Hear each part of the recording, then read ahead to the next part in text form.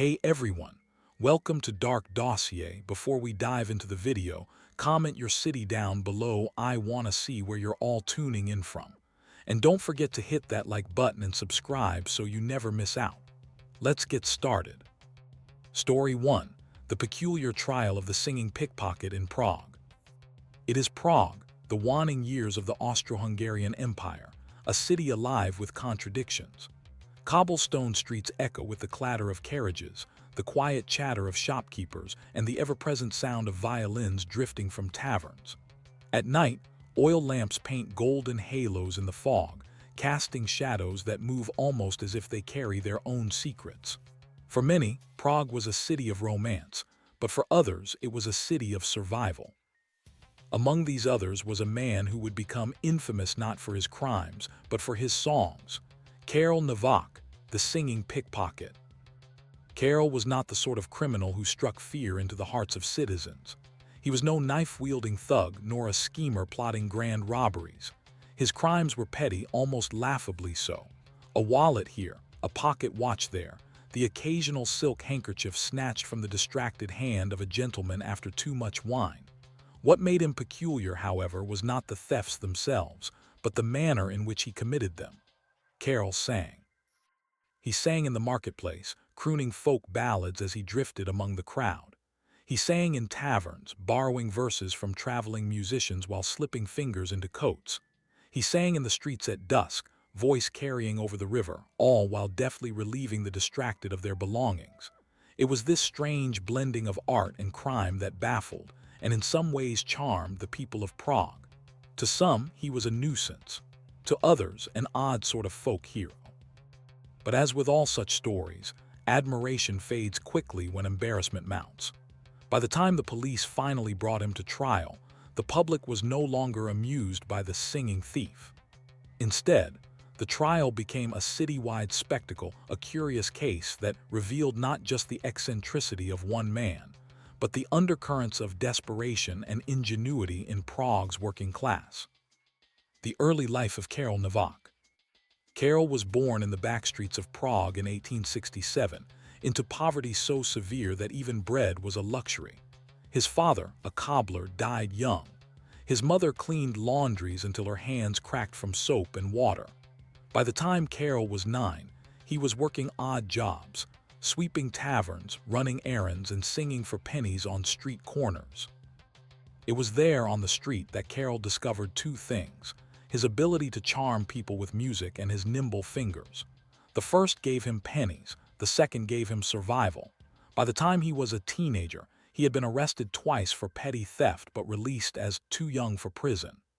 It was the third arrest, years later, that cemented his reputation not for the severity of the crime, but for the performance that accompanied it. The pickpocket who couldn't stop singing. According to police records, Karel had a peculiar habit even under questioning. When nervous, he would hum or even break into song. Officers noted with irritation how he sang fragments of folk songs during interrogations, sometimes shifting lyrics to mock his captors. One sergeant recalled in his statement, "The man is either mad or clever. When I pressed him for confession, he began to sing. The bird flies free, the hunter never knows where. I believe he used his songs to cover his true words, to distract or confuse us." In truth, singing became both his mask and his identity. Witnesses often recalled hearing him before they saw him.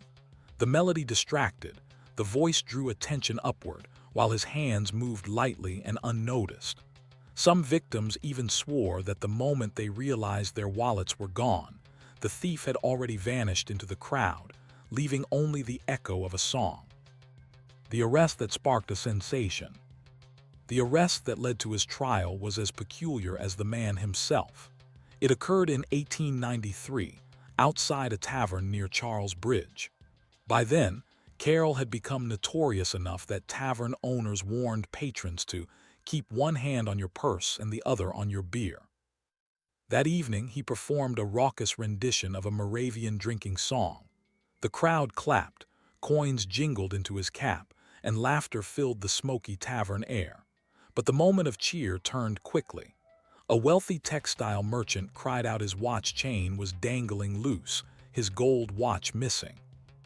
The crowd erupted, pointing at Carol. Yet instead of fleeing, he laughed, raised his hands, and sang another line of his song. The police were summoned, and Carol was taken away, still humming as if it were all a game.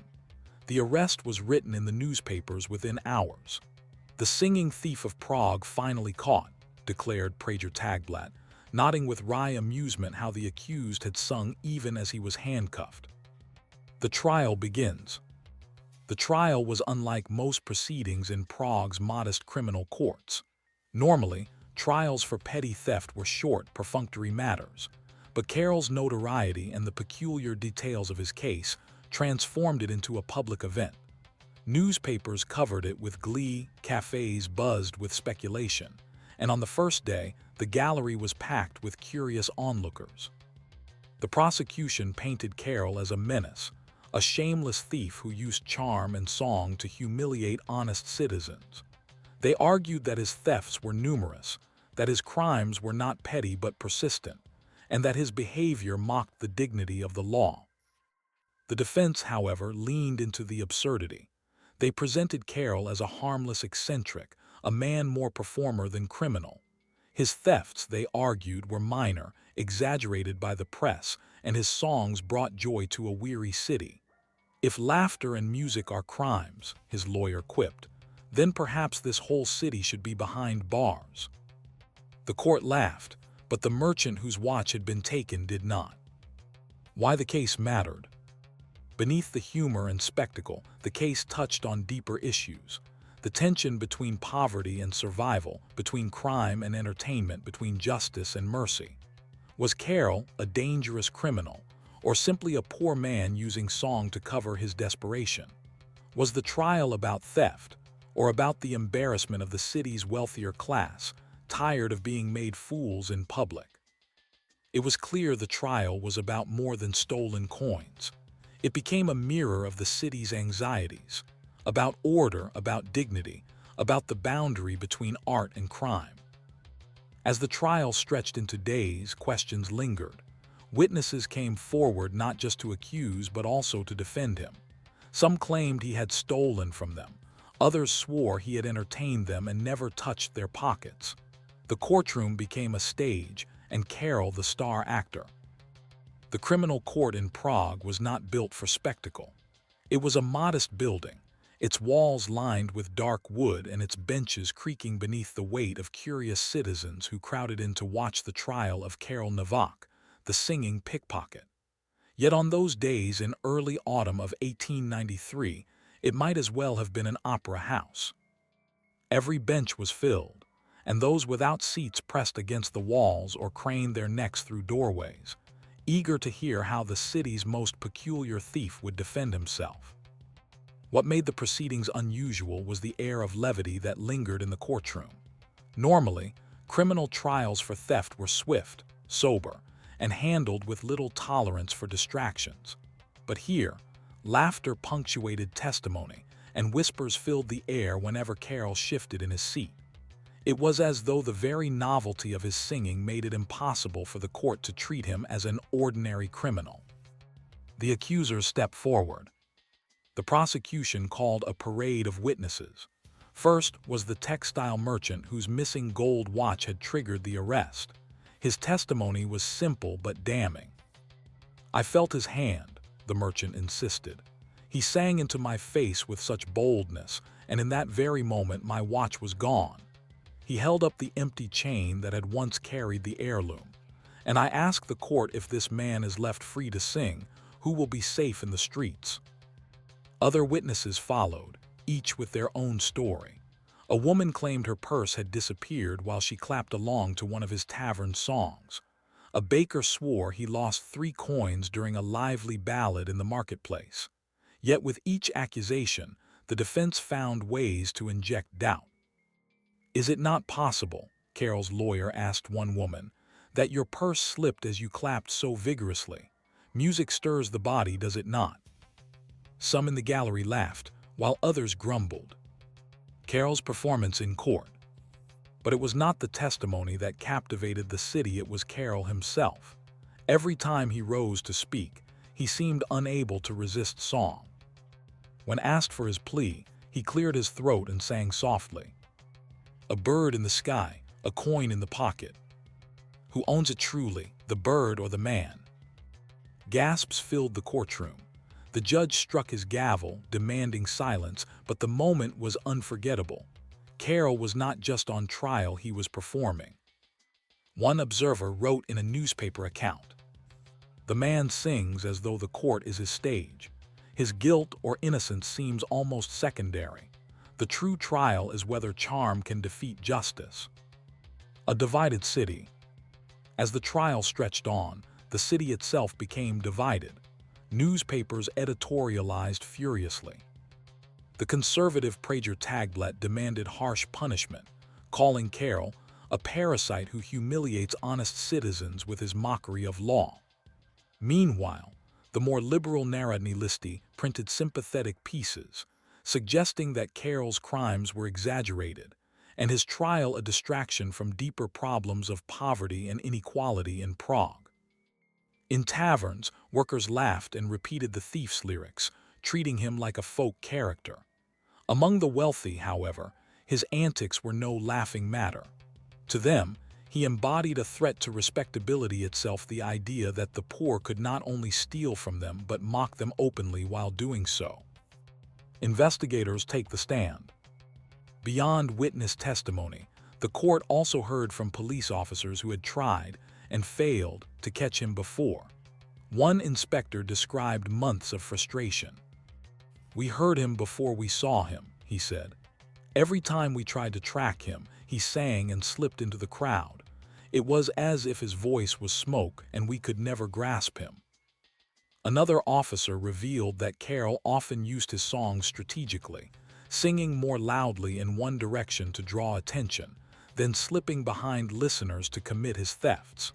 "He was clever," the officer admitted reluctantly, "and we could never prove how many pockets he emptied." The defense seized on this. "So, you cannot prove the number of thefts. You cannot say how many, or even if some were not accidents." The officer bristled but conceded the difficulty of certainty. The defense's case. When it was the defense's turn, they did not deny that Carol had stolen. Instead, they painted him as a product of poverty, a man driven to survival by hunger but who chose to mask it with music rather than violence. His lawyer argued passionately. "He is not a thug who draws blood. He is not a bandit who terrorizes families. He sings. He makes people laugh even as he makes mistakes. Is this a man to crush with prison, or is this a man whom society should pity?" The defense even called witnesses who testified to Carol's kindness. A widow told the court that he once slipped bread into her basket when she could not afford it. A tavern owner claimed Carol sang for hours without asking a coin.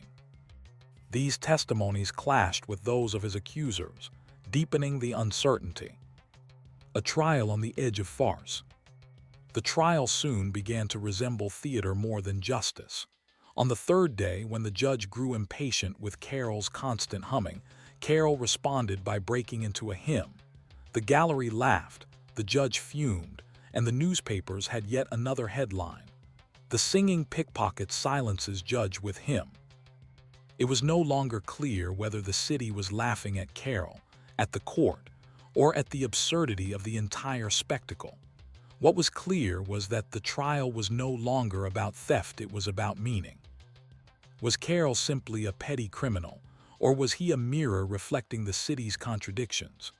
Was the trial a defense of law, or a stage where power, poverty, and performance collided? The jury deliberates. Finally, after days of testimony, it was left to the jury.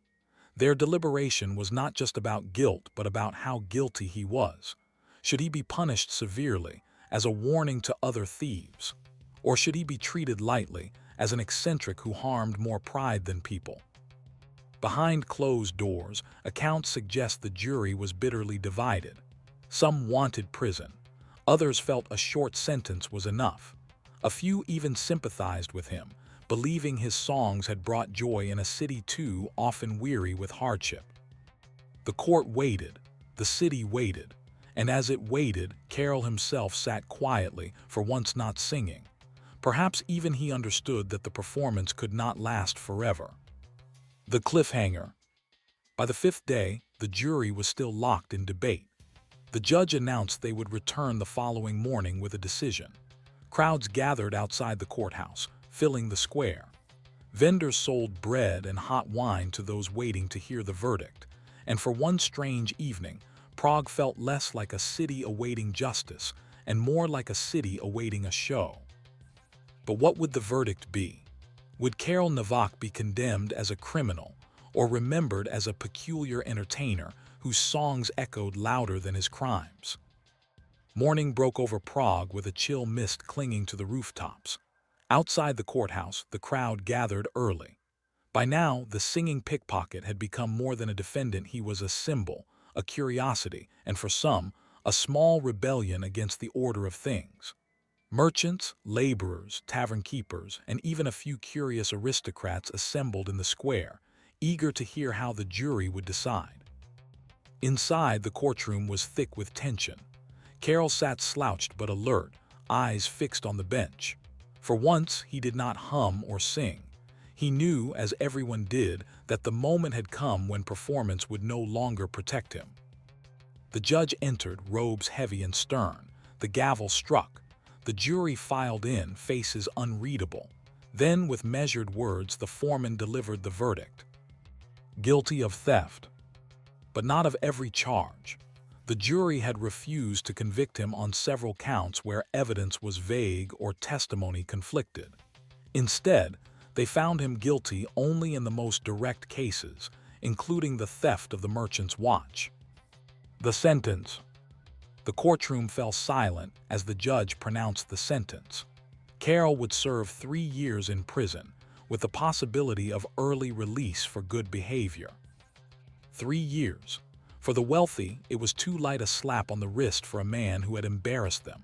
For the poor, it was too heavy, too harsh for a man whose thefts were more performance than menace. The divide was as clear as ever.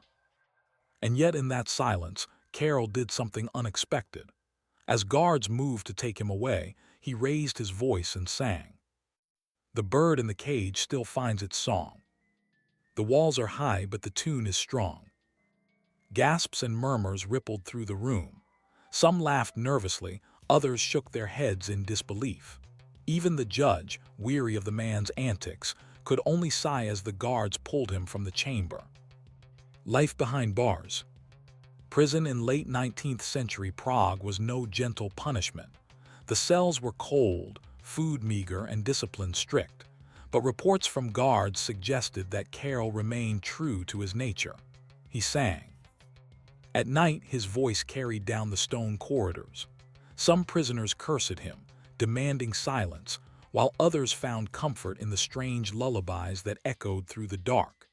Even guards, though they never admitted it officially, recalled nights when his songs broke the monotony of silence. There are accounts that Karel earned small privileges for his behavior. He helped in the prison kitchen, scrubbed floors, and occasionally sang during chapel services.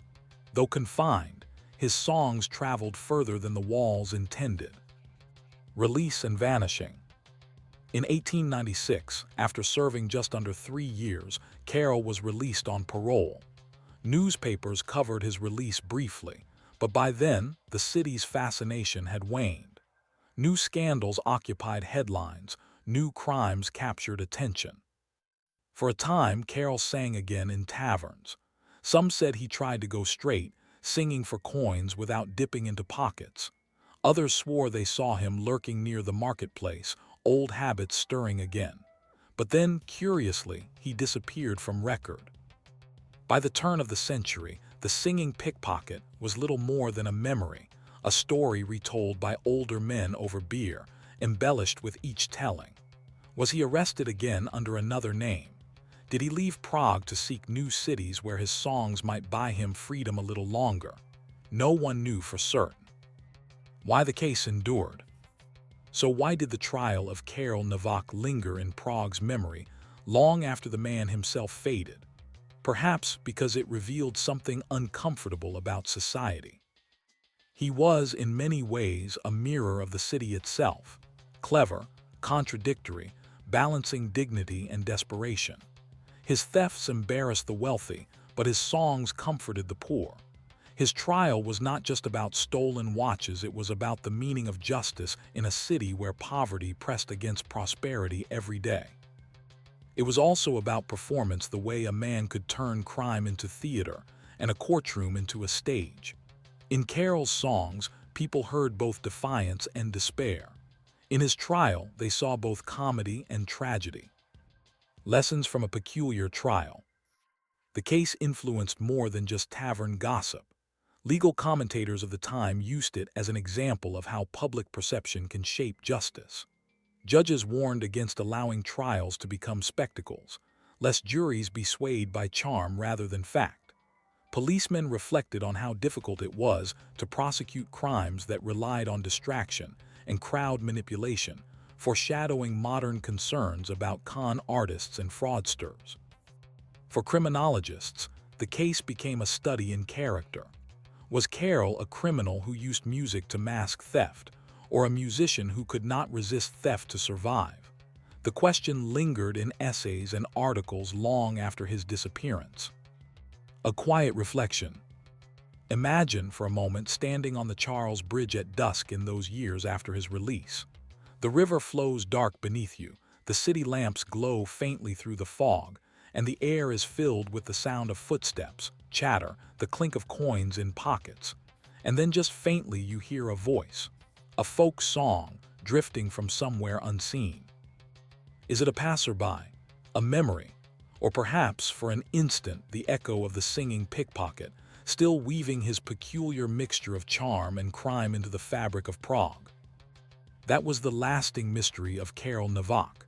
Not just what he stole, but what he left behind, a question of whether a thief could ever become, in his own strange way, a folk legend. Closing thought.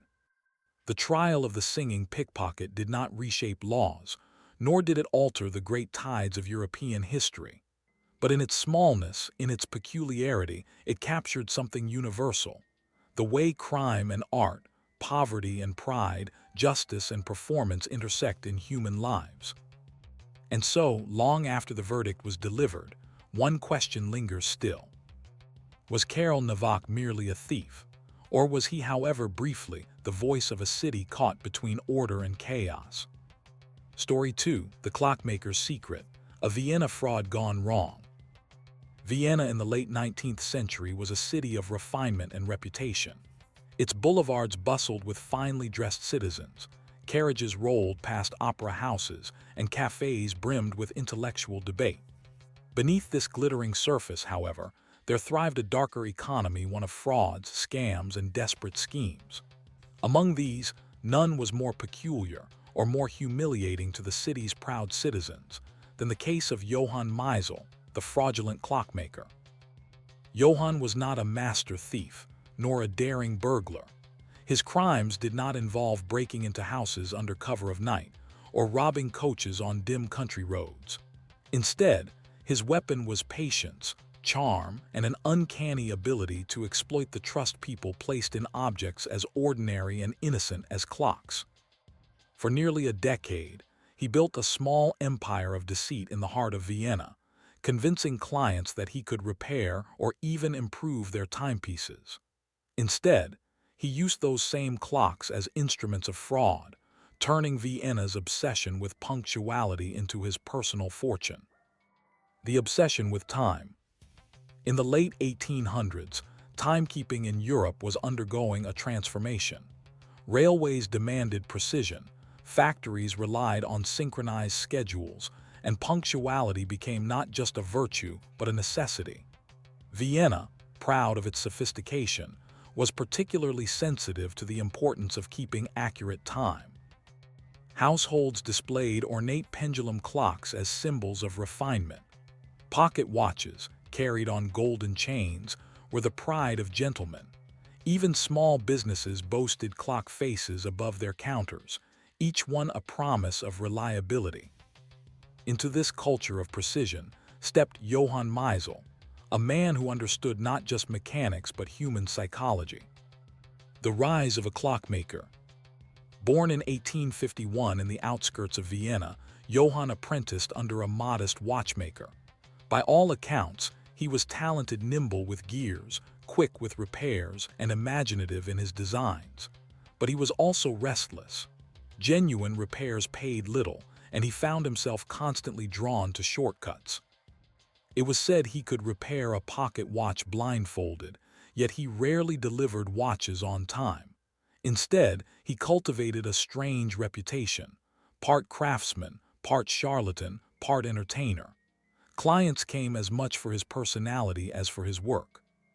By the 1880s, Johann had established his own small shop. Outside, a painted sign read, "Time repaired, time improved, time perfected." Inside, customers found not only clocks in various states of disassembly, but also a man who spoke in riddles about time itself. "Time," he once told a wealthy client, "is like money. If you spend it poorly, it slips away. But if you invest it wisely in a good watch, for instance, it grows."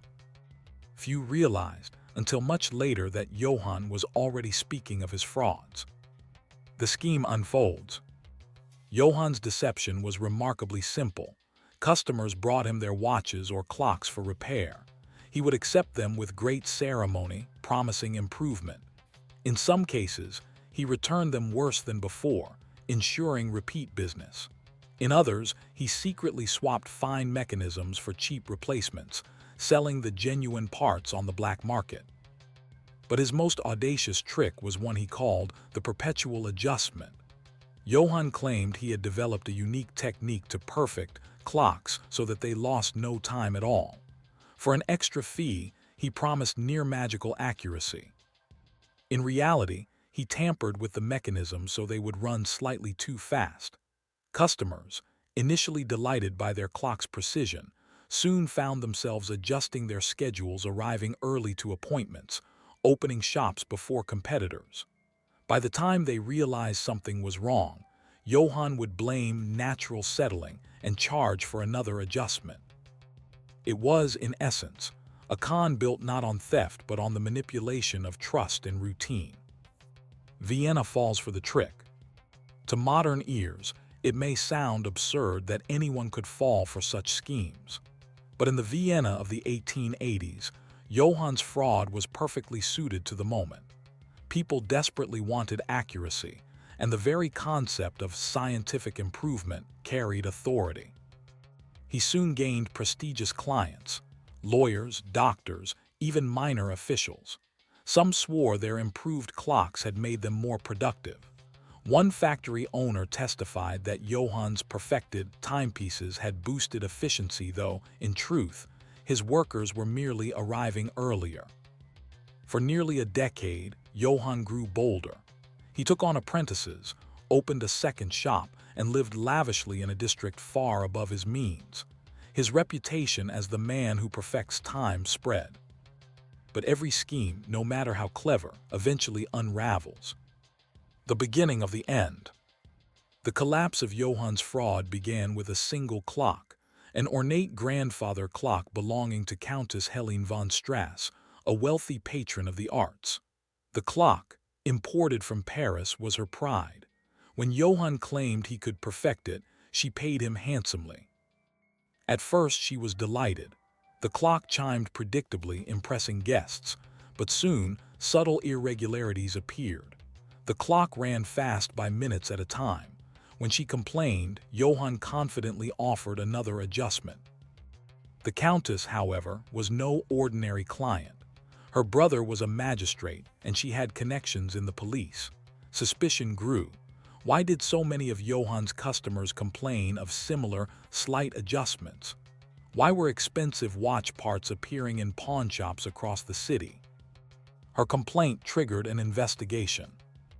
Police investigation. Vienna's police were accustomed to dealing with pickpockets, forgers, and burglars.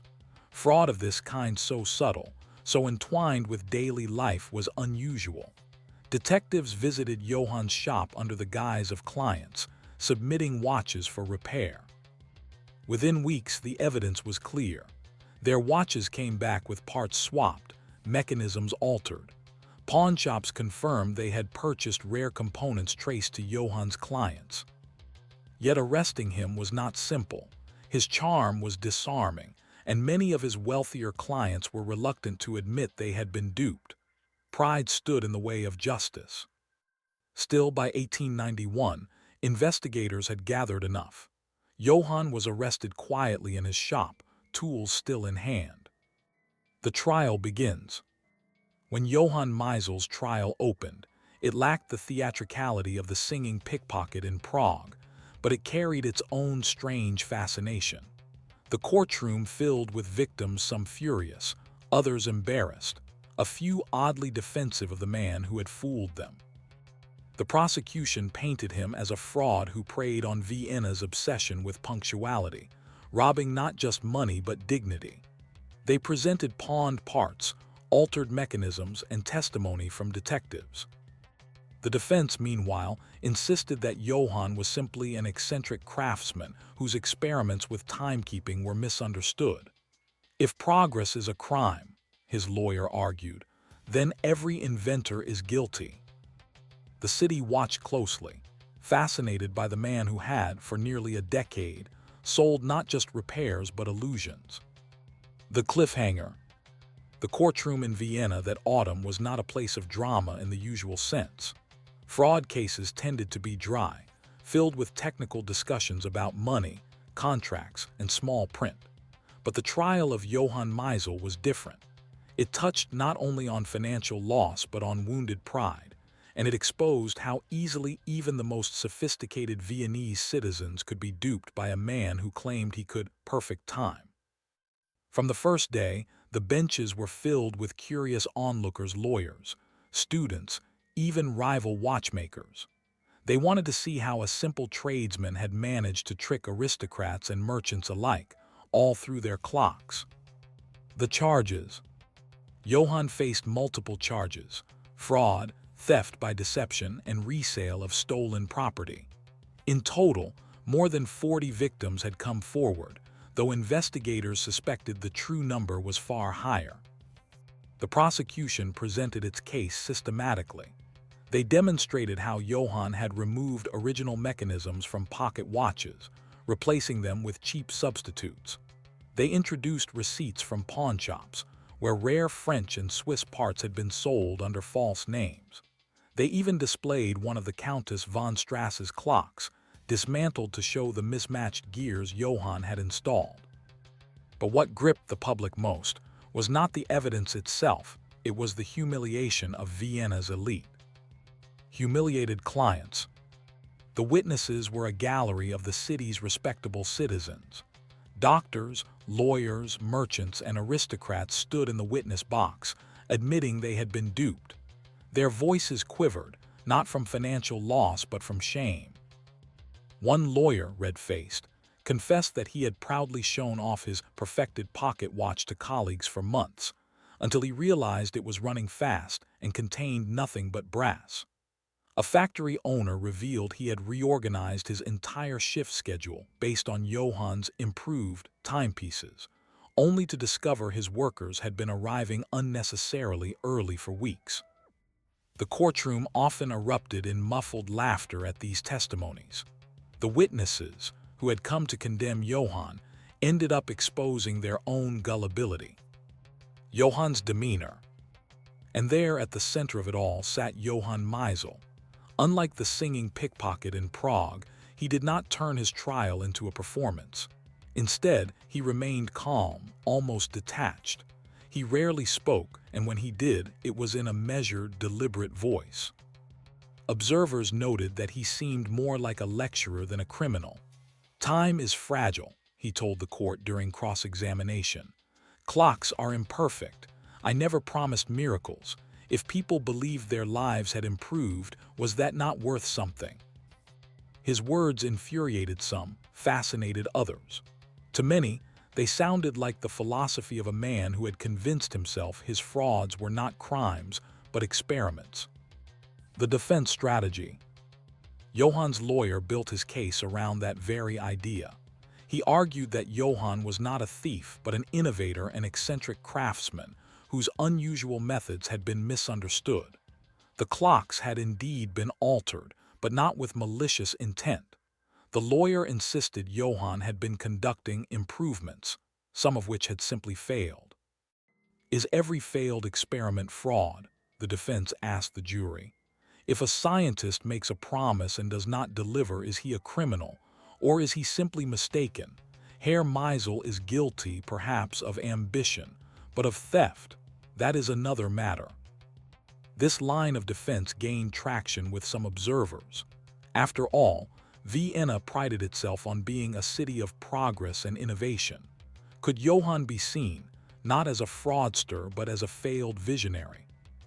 The prosecution's counter. The prosecution was relentless. They presented detailed records of Johann's finances, showing that he had profited handsomely from his schemes. They brought in apprentices who testified that Johann had instructed them to swap parts deliberately and to sell genuine mechanisms on the black market. One apprentice recalled Johann's words, "Never give them back what they bring you. Give them something that ticks and they will believe it works." This testimony cut through Johann's philosophical defense like a blade. It suggested not eccentricity but cold calculation. Public fascination. The trial became a daily topic in cafes across Vienna. Some ridiculed the victims, particularly the wealthy, for their gullibility. Others debated Johann's true motives. Was he merely greedy, or had he genuinely convinced himself that his adjustments improved lives, even as they deceived? The newspapers had a field day. Cartoons appeared depicting Johann as a devil winding the gears of Vienna's clocks. Satirical essays mocked the aristocracy for falling prey to a common tradesman. The case became less about Johann himself and more about Vienna's pride. A city's anxiety. Beneath the humor, however, there was unease.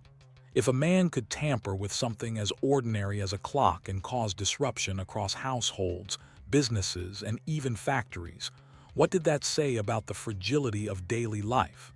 If time itself could be manipulated, what else could be? Some intellectuals argued that Johann's case was a metaphor for the era, a time of rapid change, where progress promised perfection but often delivered chaos. In that sense, Johann was not just a fraudster but a symbol of modern anxiety. The judge's challenge. The judge presiding over the trial faced a dilemma. Fraud was not unusual, but rarely had it been so public, so humiliating, or so symbolically charged. He knew that a light sentence would be seen as weakness, yet too harsh a punishment might turn Johann into a martyr of sorts. Day after day, the evidence mounted. By the third week, it was clear Johann had deceived dozens, perhaps hundreds. The question was no longer whether he was guilty, but how severely he should be punished. The cliffhanger. As the trial drew toward its conclusion, the city waited for the inevitable verdict. But whispers circulated. Some jurors were sympathetic, seeing Johann as eccentric rather than malicious. Others demanded an example be made of him to restore the city's dignity. Which way would the scales tip? Would Johann be condemned as a criminal mastermind of deception, or treated as a tragic figure, an ambitious craftsman who fooled not only his clients but himself? The final days of Johann Meisel's trial were tense, though not in the dramatic way of violent crimes or murder cases. Instead, the tension came from the way the case touched everyone in Vienna, from factory owners to cafe patrons. It was no longer just about stolen watch parts, it was about trust itself. When the jury returned, the entire courtroom hushed. They had deliberated for 2 days, weighing evidence, testimony, and Johann's strange blend of philosophy and fraud. The verdict was delivered clearly. Guilty on the majority of charges. The jury convicted Johann of fraud and theft by deception, though they acquitted him on some counts where victims had only anecdotal evidence. The sentence. The judge wasted little time. Johann was sentenced to 5 years in prison, a severe punishment for nonviolent fraud, but one the judge justified as necessary to restore the city's dignity and to remind all that deception, however charming, cannot stand. The sentence was met with mixed reactions. Some in the courtroom applauded, others shook their heads. For the victims, especially the wealthy, it was a relief but a bitter one. They had not only lost money but had been made fools of before the entire city. Johann, as always, remained calm. He did not protest or weep.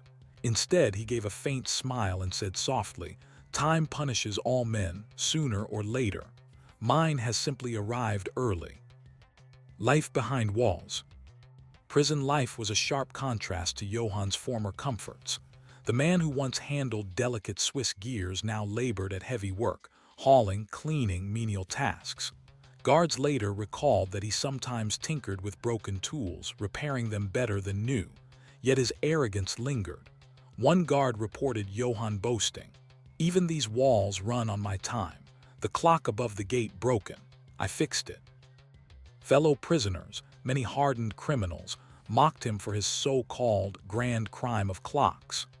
Yet some found his story amusing. He became a figure of curiosity behind bars, neither feared nor hated, but regarded with the suspicion reserved for men who win trust too easily. After release, Johann was released in 1896, older, thinner, and less confident. His reputation in Vienna was destroyed. Few would trust him with so much as a pocket watch. For a time, he tried to resume honest work. Records suggest he opened a modest stall in a poorer district, repairing clocks for laborers and shopkeepers. But he never regained the prominence or the income he once enjoyed. By 1900, his name vanished from city directories. Some whispered he fled to Budapest or Munich. Others claimed he drank himself into obscurity. His final years remain a mystery, though scattered reports hint at an old clockmaker, destitute, seen muttering in taverns about time cheated him as much as he cheated time. Why Vienna remembered. Despite Johann's disappearance, his case lingered in memory. For years, Viennese newspapers used his name as shorthand for fraud. A bungled business deal might be called a Meisel clock. Even jokes in cafes turned on his legacy. Is your watch late, or is Meisel still winding it? But more importantly, his case shifted public perception of fraud. It demonstrated how crime was not always violent, not always obvious. Fraud could creep quietly into the routines of daily life, hiding in trusted objects. Policemen began paying closer attention to conmen, fraudsters, and swindlers, recognizing that charm and deception could be as disruptive as theft at knife point. A reflection on time. There was something poetic about Johann's crime. He had not stolen jewels or money directly. He had stolen time, or rather, the illusion of it. His victims believed they were gaining precision, when in fact they were losing minutes, hours, dignity. And so his legacy was not merely that of a criminal, but of a peculiar trickster who exposed how fragile trust could be when tied to something as relentless as a clock. The lingering question. To this day, historians of crime in Vienna debate Johann's true nature. Was he merely a swindler chasing money, or a man who genuinely believed he was improving lives through his perpetual adjustments? The answer may never be clear. What is clear, however, is that Johann Meisel, the fraudulent clockmaker, left behind a warning. Time cannot be perfected, no matter how clever the mechanism or the man who sells it. Closing thought. Vienna moved on, but the lesson remained. Crime is not always loud or bloody. Sometimes it ticks softly in the background, disguised as progress. And when the gears are finally exposed, one is left to wonder. Did Johann Meisel fool Vienna? Or did Vienna fool itself, wanting so desperately to believe in the perfection of time? Story 3. The Vanishing Postman of Newcastle. Newcastle, in the north of England during the early 20th century, was a city shaped by industry. Coal dust clung to buildings, ships crowded the Tyne, and the daily rhythm of working life was steady, if exhausting. Among the most reliable figures in this working city were the postmen, the men in uniform who trudged through fog, rain, and soot to deliver letters, wages, and parcels. It was a job built on trust. A letter was not just paper. It could be a soldier's word to his family, a businessman's contract, or a worker's pay packet. The postman was a symbol of honesty. That was why, when one of them disappeared, taking with him dozens of letters and parcels, the city was stunned. This was the case of James Harland, the vanishing postman of Newcastle, a quiet scandal that revealed how fragile trust could be in even the most ordinary of institutions. The man before the vanishing. James Harland was, by all accounts, unremarkable. He was 34 when he vanished, unmarried, modest in appearance, with a thin frame and a pale face that seemed to vanish into crowds as easily as his body eventually did. Colleagues at the Postal Service described him as punctual, serious, and somewhat solitary. He rarely joined the others for drinks after work, preferring instead to return to his lodgings with a book or newspaper. Born in a mining family, James had managed to escape the pits by securing a position with the Postal Service in his early 20s. It was steady work, better paid than coal mining, and carried a sense of dignity. To his mother, who still lived in the small cottage where he grew up, James's uniform was a badge of respectability. Nothing about him suggested scandal, or at least, nothing that anyone noticed. The day of the disappearance. It was a Thursday in March 1903 when James was last seen. He had collected a heavy bag of post from the sorting office early that morning. His route was ordinary, a mix of residential streets and small shops stretching across the west side of Newcastle. He was spotted mid-morning by a grocer who remembered him chatting briefly before moving on. Around noon, a seamstress claimed she saw him humming quietly as he handed her a letter. After that, no one saw him again. By evening, alarm bells rang at the sorting office.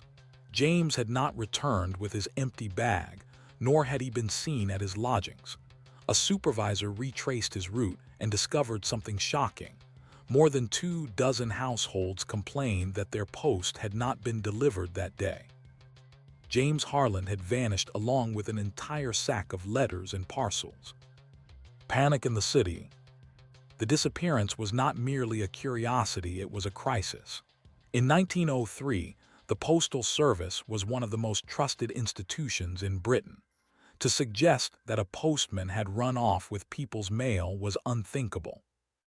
The newspapers seized on the story immediately. Headlines declared, "Postman and Post sack missing mystery DEPNS." Rumors spread rapidly. Some claimed James had been attacked and robbed. Others whispered that he had been carrying money, wages, or bonds and had absconded with it. For working families, the scandal struck deep. To lose letters was painful, but to lose money in the post was devastating. Several households reported missing pay packets, and a small business complained that invoices had vanished with James. The city began to ask, was he a victim or a thief? The investigation begins. Police combed Newcastle for signs of James. They questioned his colleagues, searched his lodgings, and dredged parts of the Tyne. His small rented room yielded nothing unusual: a few clothes, a Bible, and unpaid bills. There was no note, no sign of preparation, no evidence of sudden wealth. Witnesses offered little clarity. Some swore they had seen him walking with his heavy sack near the river. Others thought they glimpsed him in a public house, though none could agree on the details. One theory suggested he had been lured into a trap, robbed of the post sack, and killed, his body hidden. Another, more damning, suggested he had staged his disappearance and fled with the contents of the sack. But if James had planned theft, where had he gone? He left behind no trace. No travel tickets, no purchases, no sightings beyond that hazy afternoon. Letters that never arrived. The true impact of his disappearance became clear in the weeks that followed. Complaints poured in: missing letters of credit, legal documents, family letters never received. Some families claimed never to have heard again from relatives abroad because of the missing post. The most sensational claim came from a small bank, which reported that a registered letter containing £150, a considerable sum, had been entrusted to James's delivery that morning.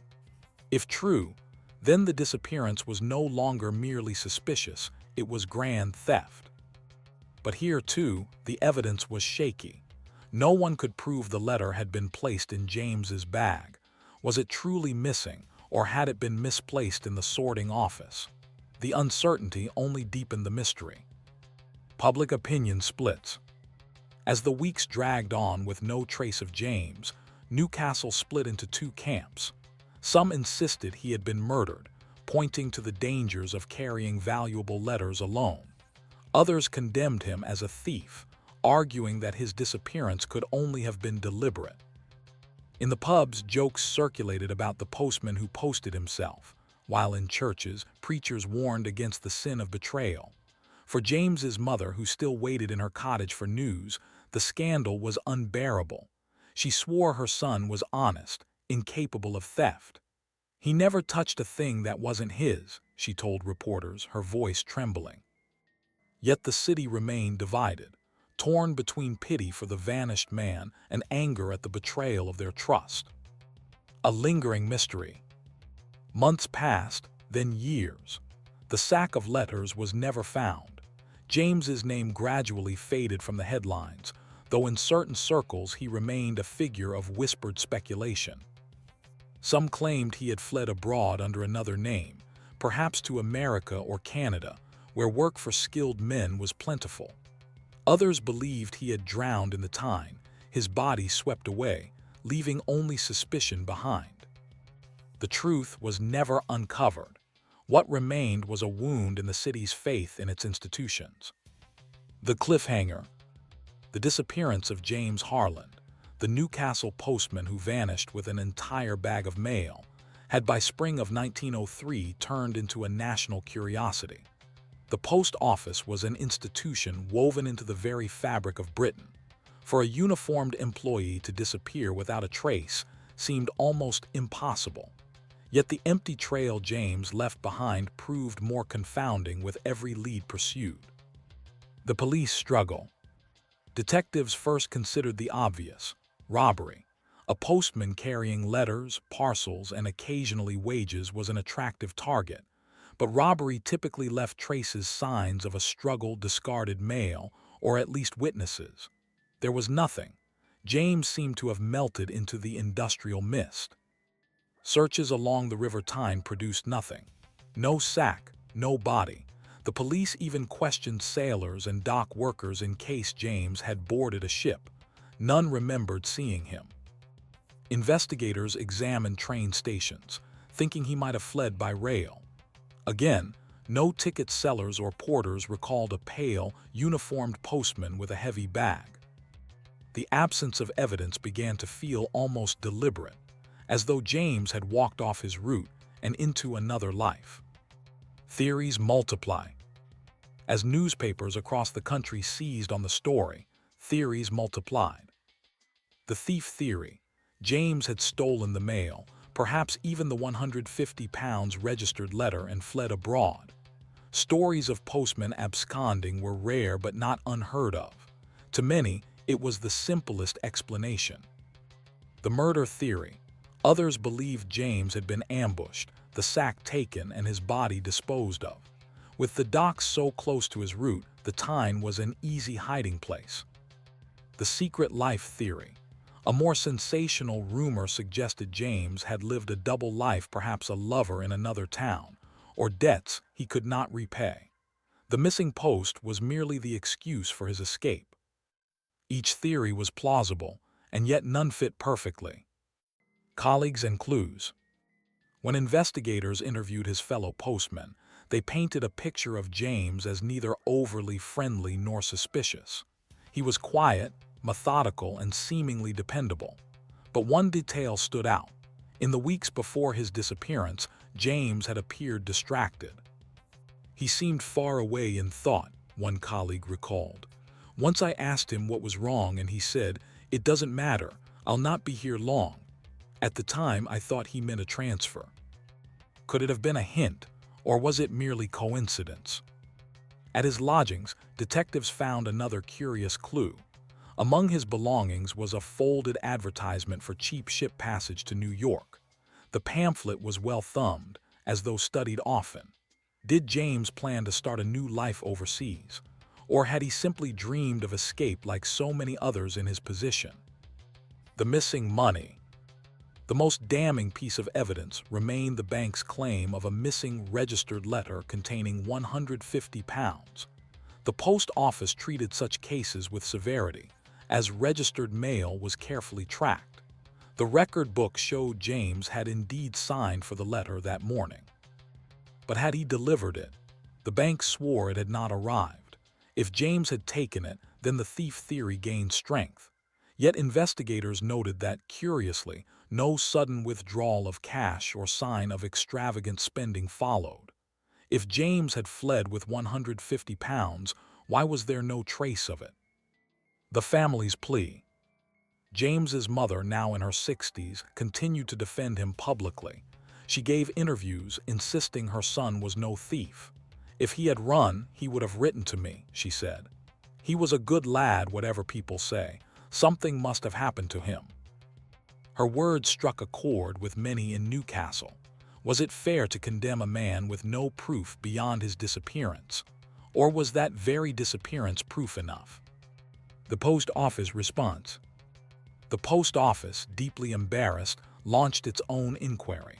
Officials reviewed procedures, fearing the case would undermine public confidence. They concluded that James had either stolen the post or been murdered, with the former more likely. Still, they could not ignore the damage to their reputation. Security tightened, more supervision, stricter tracking of registered letters, and occasional paired deliveries in riskier areas. The case of the vanishing postman left its mark on the system itself. Strange sightings. In the months after the disappearance, occasional reports surfaced of men resembling James. A sailor swore he saw him in Hamburg. A farmer in County Durham claimed a stranger came through asking about work who looked just like the missing postman. None of these sightings were confirmed, but each one kept the mystery alive. Most tantalizing of all was a letter received anonymously by a Newcastle newspaper in late 1904. Written in shaky handwriting, it read, "Tell my mother I am safe. Forgive me. The sea has taken me far. J.H." Was it genuine, or a cruel hoax? Experts examined the handwriting but could not definitively link it to James. His mother, however, insisted it was his. For her, it was enough to believe her son lived. For others, it only deepened the questions. A city divided. By 1905, the case had become folklore in Newcastle. Children were warned not to trust strangers. Remember the postman who disappeared. Tavern patrons debated whether James had drowned or sailed away rich. Even years later, the phrase "gone like the postman" was sometimes used to describe anyone who vanished suddenly. But no answers came. Police closed the active investigation after 3 years, though the mystery lingered in public memory. The cliffhanger. By 1906, 3 years after the disappearance of James Harland, Newcastle had moved on in its daily grind of coal, industry, and shipping. Yet the mystery of the vanishing postman continued to hang in the air like a lingering fog on the Tyne. The case was never solved, no body recovered, and no sack of missing letters ever found. It was a wound in the city's memory, a reminder that even in an age of strict order and duty, people could simply vanish. The last investigative push. Although the official police inquiry had closed, private investigators, journalists, and even amateur sleuths pursued the story. Each year brought fresh rumors. One journalist in 1907 traveled to Liverpool, chasing a lead that James had worked as a dockhand under an assumed name. Another report surfaced in 1909 from Canada, where a Newcastle immigrant swore he had met a man who once wore the postman's red. None of these claims were ever proven. The post office, for its part, remained rigid. They considered James guilty. The missing registered letter containing £150, they argued, was proof enough. For the institution, the explanation was clear. James had betrayed his oath, stolen, and fled. To admit otherwise would mean admitting vulnerability. Yet for the public, and especially for his mother, the truth was less certain. The family's vigil. James's mother never accepted that her son was a thief. She kept his small room exactly as it had been, his folded uniform still on the chair, his books still stacked neatly by the bed. She believed he would one day knock on her door, even if years had passed. Neighbors remembered her walking to the post office weekly, asking if any letter had come. "He will write," she insisted. "He will not forget me." Her faith became its own quiet legend, even as others shook their heads. When she died in 1912, some said she carried her belief to the grave that her son had not betrayed Newcastle, but had been lost to fate. Social consequences. The vanishing postman had broader consequences than most realized. Trust in the postal service, once unquestioned, took a blow. For years afterward, people in Newcastle hesitated before entrusting valuables to the mail. Businesses used couriers more often. Families sent money through banks rather than envelopes. The case also reshaped the way the postal service operated. Regulations tightened. Registered letters were logged with greater precision, and postmen were subjected to stricter oversight.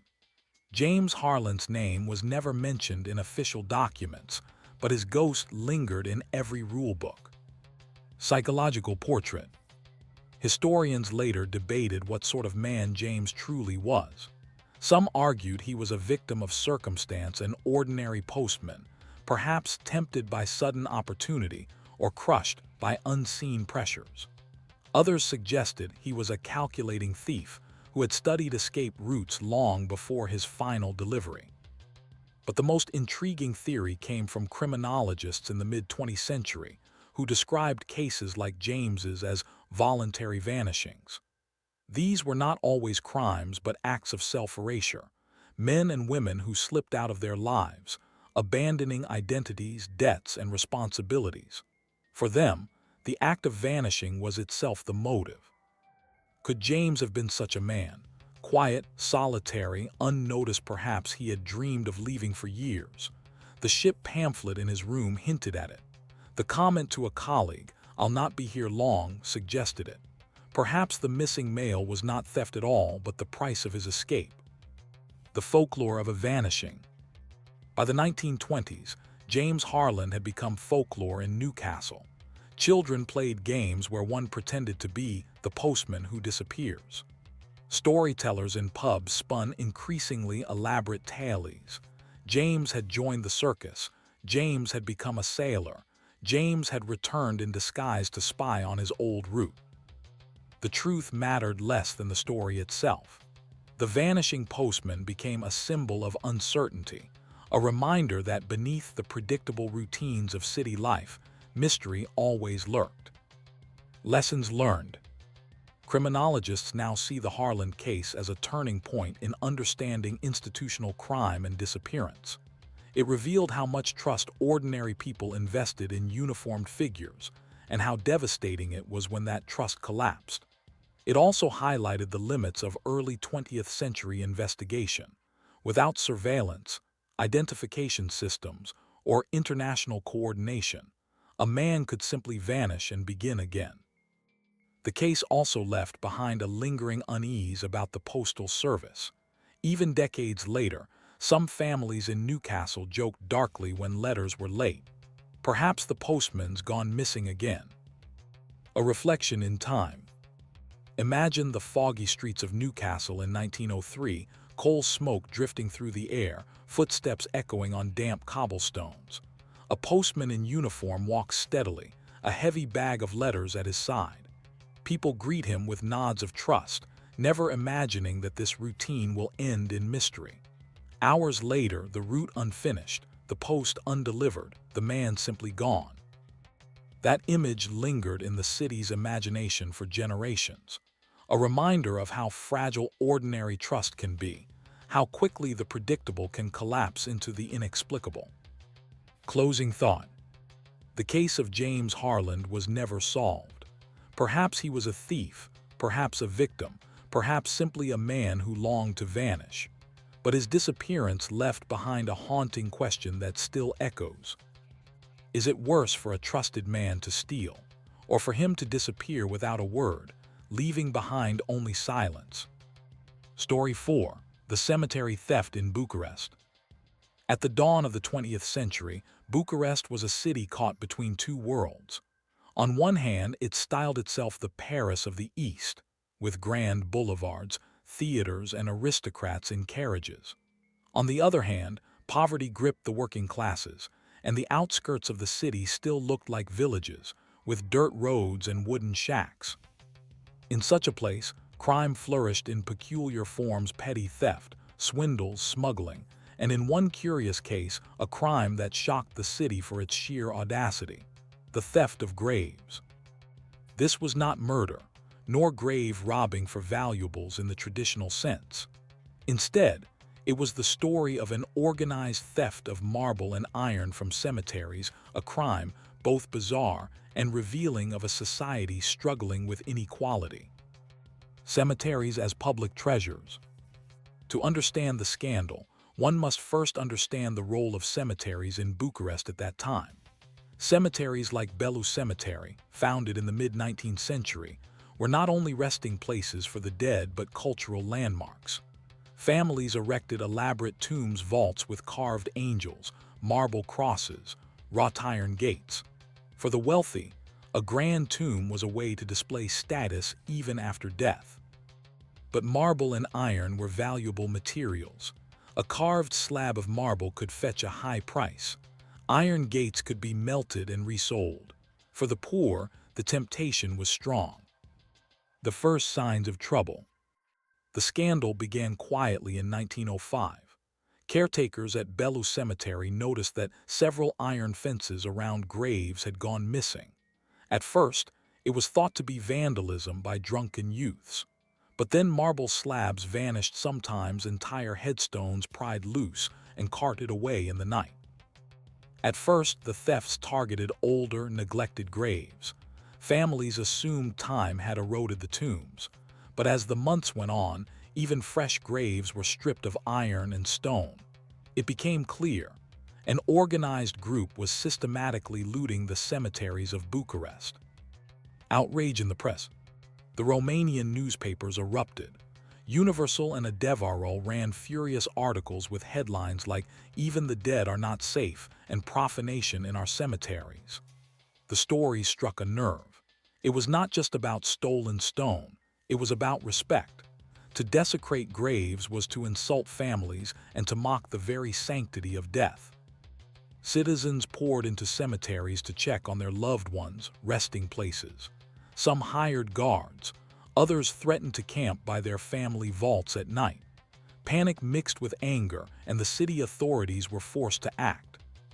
The investigation begins. Police quickly realized this was not random vandalism. The thefts were too systematic.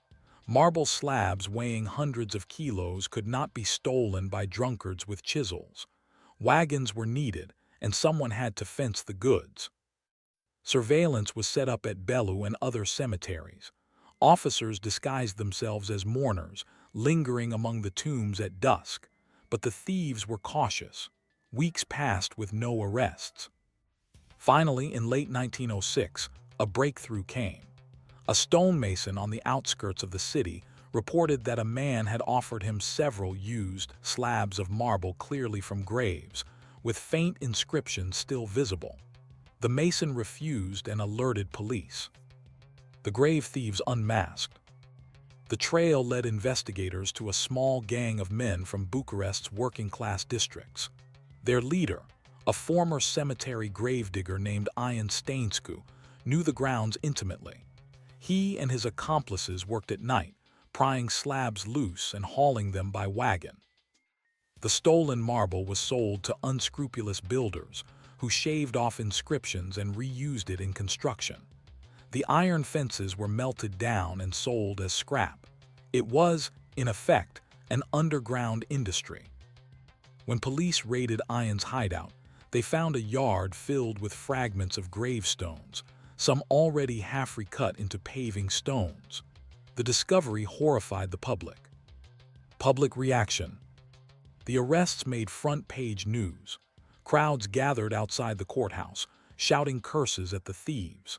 Families of the desecrated graves demanded justice. Priests denounced the crime from pulpits, calling it a sin against both God and man. What shocked people most was not simply the theft, but the revelation that the materials had been reused in ordinary buildings. Rumors spread that certain tenement blocks in Bucharest had marble floors cut from stolen gravestones. To walk on them, people said, was to tread on the names of the dead. A society exposed. Beneath the outrage, however, was a deeper discomfort. The crime revealed the desperation of Bucharest's poor. Marble and iron were valuable precisely because so many had so little. For the working poor, selling stolen stone meant bread on the table. At the same time, the scandal revealed the vanity of the wealthy. Their grand tombs had been built as monuments to status, but in the end, they had only invited theft. The thefts symbolized the inequality of the city, the poor, quite literally, dismantling the monuments of the rich. The cliffhanger. When the case of Ian Stainescu and his gang came to court in 1907, it was unlike any trial Bucharest had seen in recent years. Theft was common enough, but theft from the dead, that was something else entirely. The galleries were packed with citizens, priests, and journalists, all eager to see justice delivered. The city was transfixed by the spectacle, not just the crime itself, but what it represented. To rob from the living was one thing, but to strip marble and iron from cemeteries was seen as a desecration of sacred ground, an offense against memory and dignity. The prosecution's case. The prosecutors built their case carefully. They presented the stolen slabs of marble and fragments of ironwork recovered from Ian's yard. Some pieces still bore faint inscriptions of names and dates, proving they had once stood in Bellu Cemetery. Others matched recent reports from families who had complained of missing fences. Witnesses testified that they had seen wagons moving through the streets at night, laden with heavy stone. One stonemason described how he had been offered used slabs that still carried traces of epitaphs. But the most damning evidence came from Ian's own accomplices. Two of the younger men in the gang turned informants, describing in detail how Ian had led them into cemeteries under the cover of night. He knew which graves were easiest, one confessed. He said the old ones were best nobody visits them, but sometimes we took new ones too. He said the stone was finer. The defense strategy. Ian's lawyer, however, attempted to reframe the crime. He argued that the thefts were not desecrations but acts of survival. His clients were poor men, desperate for food and shelter. They had not stolen from the living, they had scavenged from the forgotten dead. Is it not true, the lawyer asked, that many of these graves were abandoned, left to weeds and neglect? The marble was crumbling, the iron rusting. My clients merely reclaimed what society had thrown away. The courtroom murmured, divided between outrage and uncomfortable sympathy. The testimonies of grief. But when families of the desecrated graves took the stand, sympathy evaporated. A widow wept as she described visiting her husband's grave only to find the marble cross gone. A father testified that the iron fence around his daughter's tomb had been wrenched away, leaving the grave exposed to stray dogs. Priests added their voices, condemning the act not merely as theft but as sacrilege. One declared, "To steal from the dead is to steal from eternity. It shows contempt for God, for memory, for every soul that walks this earth." The weight of public emotion pressed heavily on the trial. Public reaction. Outside the courthouse, crowds gathered daily, holding up signs that read, "Respect the dead and justice for our families." Newspapers printed lurid illustrations of men carrying tombstones through the night, their faces twisted with greed. Yet some editorials took a more nuanced view. A Devereux published a piece titled "Poverty's Hand in Crime," pointing out that Ian had once been a cemetery worker dismissed for stealing scraps of stone. The editorial argued that the real crime was the city's neglect of its poor, which drove men to such acts. The tension between condemnation and compassion gave the trial a strange atmosphere. Moral outrage mingled with social critique. Ian's own words. When it was his turn to speak, Ian surprised the court. He did not deny the thefts. Instead, he spoke bluntly, in the plain voice of a man who had long stopped caring for appearances. "I worked those cemeteries for years," he said. "I dug graves, I laid slabs. I saw how the rich spent fortunes on marble while the poor rotted in the ground with nothing but wood. What use is stone to the dead? The living need bread." Some in the gallery muttered in agreement, others hissed in disgust. Ian's words captured the heart of the matter. Was his crime simply theft, or was it a symptom of deeper inequality? The verdict. After weeks of testimony, the jury returned its decision. Ian and his chief accomplices were found guilty of theft and desecration of graves.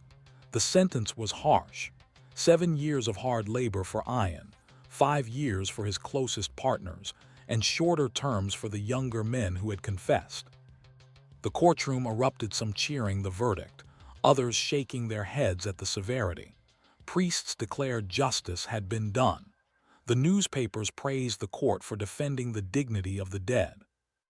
Yet even as the sentences were passed, questions lingered. The larger implications. The cemetery thefts had exposed uncomfortable truths. The city had been forced to confront how poverty drove men to desperate acts. It also revealed corruption, as several builders and stonemasons who had purchased stolen marble escaped prosecution. The poor thieves had been punished, but the wealthier buyers were left untouched. For many, this was the real scandal, that the men who profited most were never in the dock. The cliffhanger.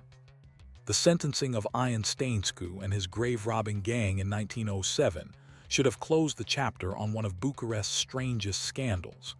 Yet, as with so many crimes, the echoes lingered long after the guilty were marched off to prison. The theft of marble and iron from cemeteries was more than just an act of greed. It was a mirror held up to the city, reflecting both its poverty and its vanity. Life in prison. Ian was sent to Jalova prison, notorious even then for its harsh conditions. The 7-year sentence was considered severe, though many argued it was fitting for a man who had desecrated the graves of the city's dead. Reports from guards suggested that Ian remained defiant even behind bars. "He said the living mattered more than the dead," one guard recalled later. Even in chains, he claimed he was no thief, but a man taking from the rich to feed the poor. His fellow inmates gave him a peculiar kind of respect, not for his crime itself, but for the brazenness with which he carried it out. Among criminals hardened by robbery and violence, Ian's theft of marble slabs seemed almost absurd, and yet it had shaken the entire city. The forgotten accomplices. While Ian bore the brunt of the punishment, some of his accomplices quietly slipped into obscurity after their shorter sentences. A few returned to work as laborers, others drifted into petty crime. What none could escape, however, was the stigma of being the men who stole from the dead. In Bucharest's working-class neighborhoods, even the desperate whispered about them with a mix of pity and contempt. The youngest member of the gang, just 17 at the time of his arrest, later claimed he had been lured by promises of easy money. His testimony, recorded decades later, revealed the truth of their operations. They were not hardened villains, but poor men exploiting knowledge of the cemeteries for survival. The silent beneficiaries. One of the lasting frustrations of the case was how few of the buyers of the stolen stone faced any consequences. Builders who had purchased cheap marble and iron fences were quietly let off. Some bribed officials, others simply claimed ignorance. It was whispered that several respectable homes and even municipal buildings in Bucharest bore stone that had once marked graves. These rumors were never confirmed, but they haunted the city. Families visiting cemeteries sometimes pointed to polished staircases or paving stones and asked, whose name was once carved there? This unspoken legacy of the crime left a deeper scar than the thefts themselves. The public memory. In the years following the trial, Bucharest became more protective of its cemeteries. Guards were hired, fences strengthened, and priests urged families to visit graves more often. Bellu Cemetery, in particular, was transformed into a site of cultural pride, its ornate tombs restored and guarded as though to erase the shame of the thefts. But memory is not so easily erased. The phrase "Fura din cimitir," he steals from the cemetery, entered common speech as an expression for someone shamelessly dishonest. Children were warned that thieves might even take from the dead if left unchecked. Poverty and crime. Historians looking back at the case often emphasized its symbolism. The thefts revealed not only the desperation of Bucharest's poor, but also the arrogance of the city's wealthy, who built monuments that became irresistible targets. It was a collision of need and vanity, played out among the tombs.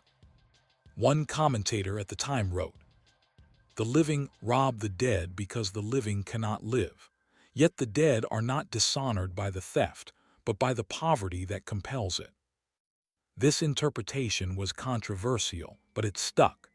The case was remembered not just as a crime, but as a story of social inequality carved into marble. The fate of Ion. Ion Stainescu completed his sentence and was released around 1914.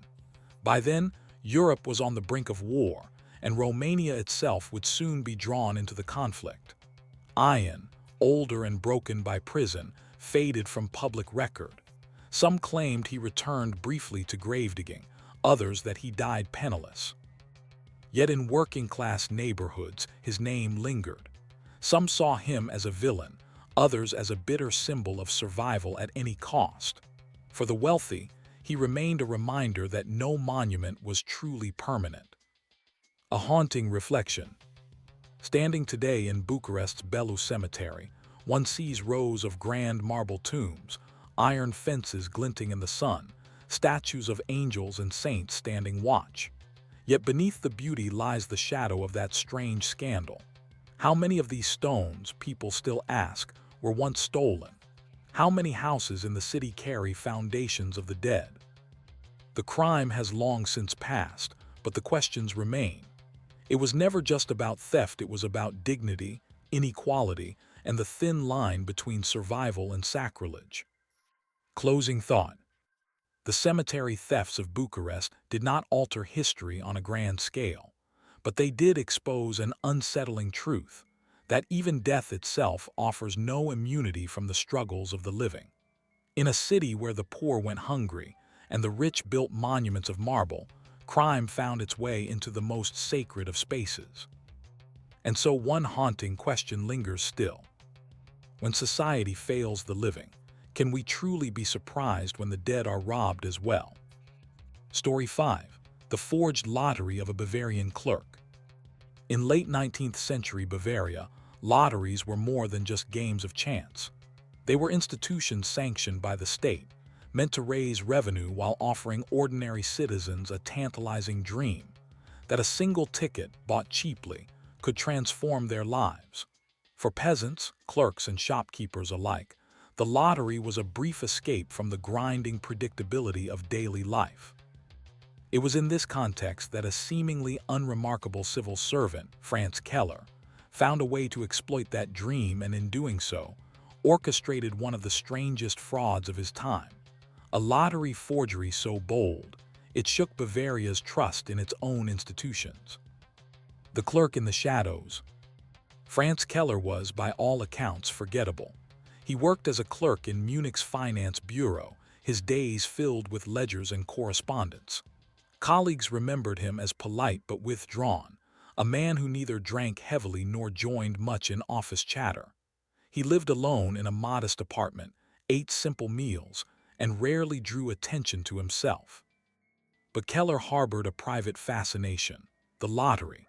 He was not reckless enough to gamble heavily, but he studied it obsessively. He collected old tickets, memorized prize structures, and followed every drawing with care. To him, the lottery was less a gamble and more a system, one that, if studied long enough, might yield a loophole. Bavaria's lotteries. At the time, the Bavarian state lottery was one of the most popular in Europe. Drawings were public events, attended by crowds who watched numbered balls pulled from a rotating drum. Winning numbers were then printed in newspapers and posted on bulletin boards. Tickets were issued on thick, embossed paper with signatures and seals to prevent forgery. But the printing system was not flawless. Each district issued its own series, and records were often slow to move between towns. For someone with access to official stamps and papers like a clerk in the finance bureau, the system contained exploitable cracks. The first forgery. It began small. In 1889, Keller quietly forged a lottery ticket, copying the format of genuine ones he handled in his office. He used scraps of official paper, mimicked the seals, and filled in a winning number from a recent drawing. Then, instead of submitting it in Munich, he traveled to a smaller Bavarian town where clerks were less vigilant. The ticket was accepted. Keller received a modest payout, enough to test the system, not enough to raise suspicion. He returned to Munich quietly, his secret intact. A growing scheme. Over the next 2 years, Keller refined his methods. He experimented with inks, perfected signatures, and grew bolder. Each time, he targeted smaller offices, where officials lacked experience with fraudulent claims. At first, his winnings were small: 50 marks here, 100 there. But gradually, he moved up, forging tickets for larger prizes.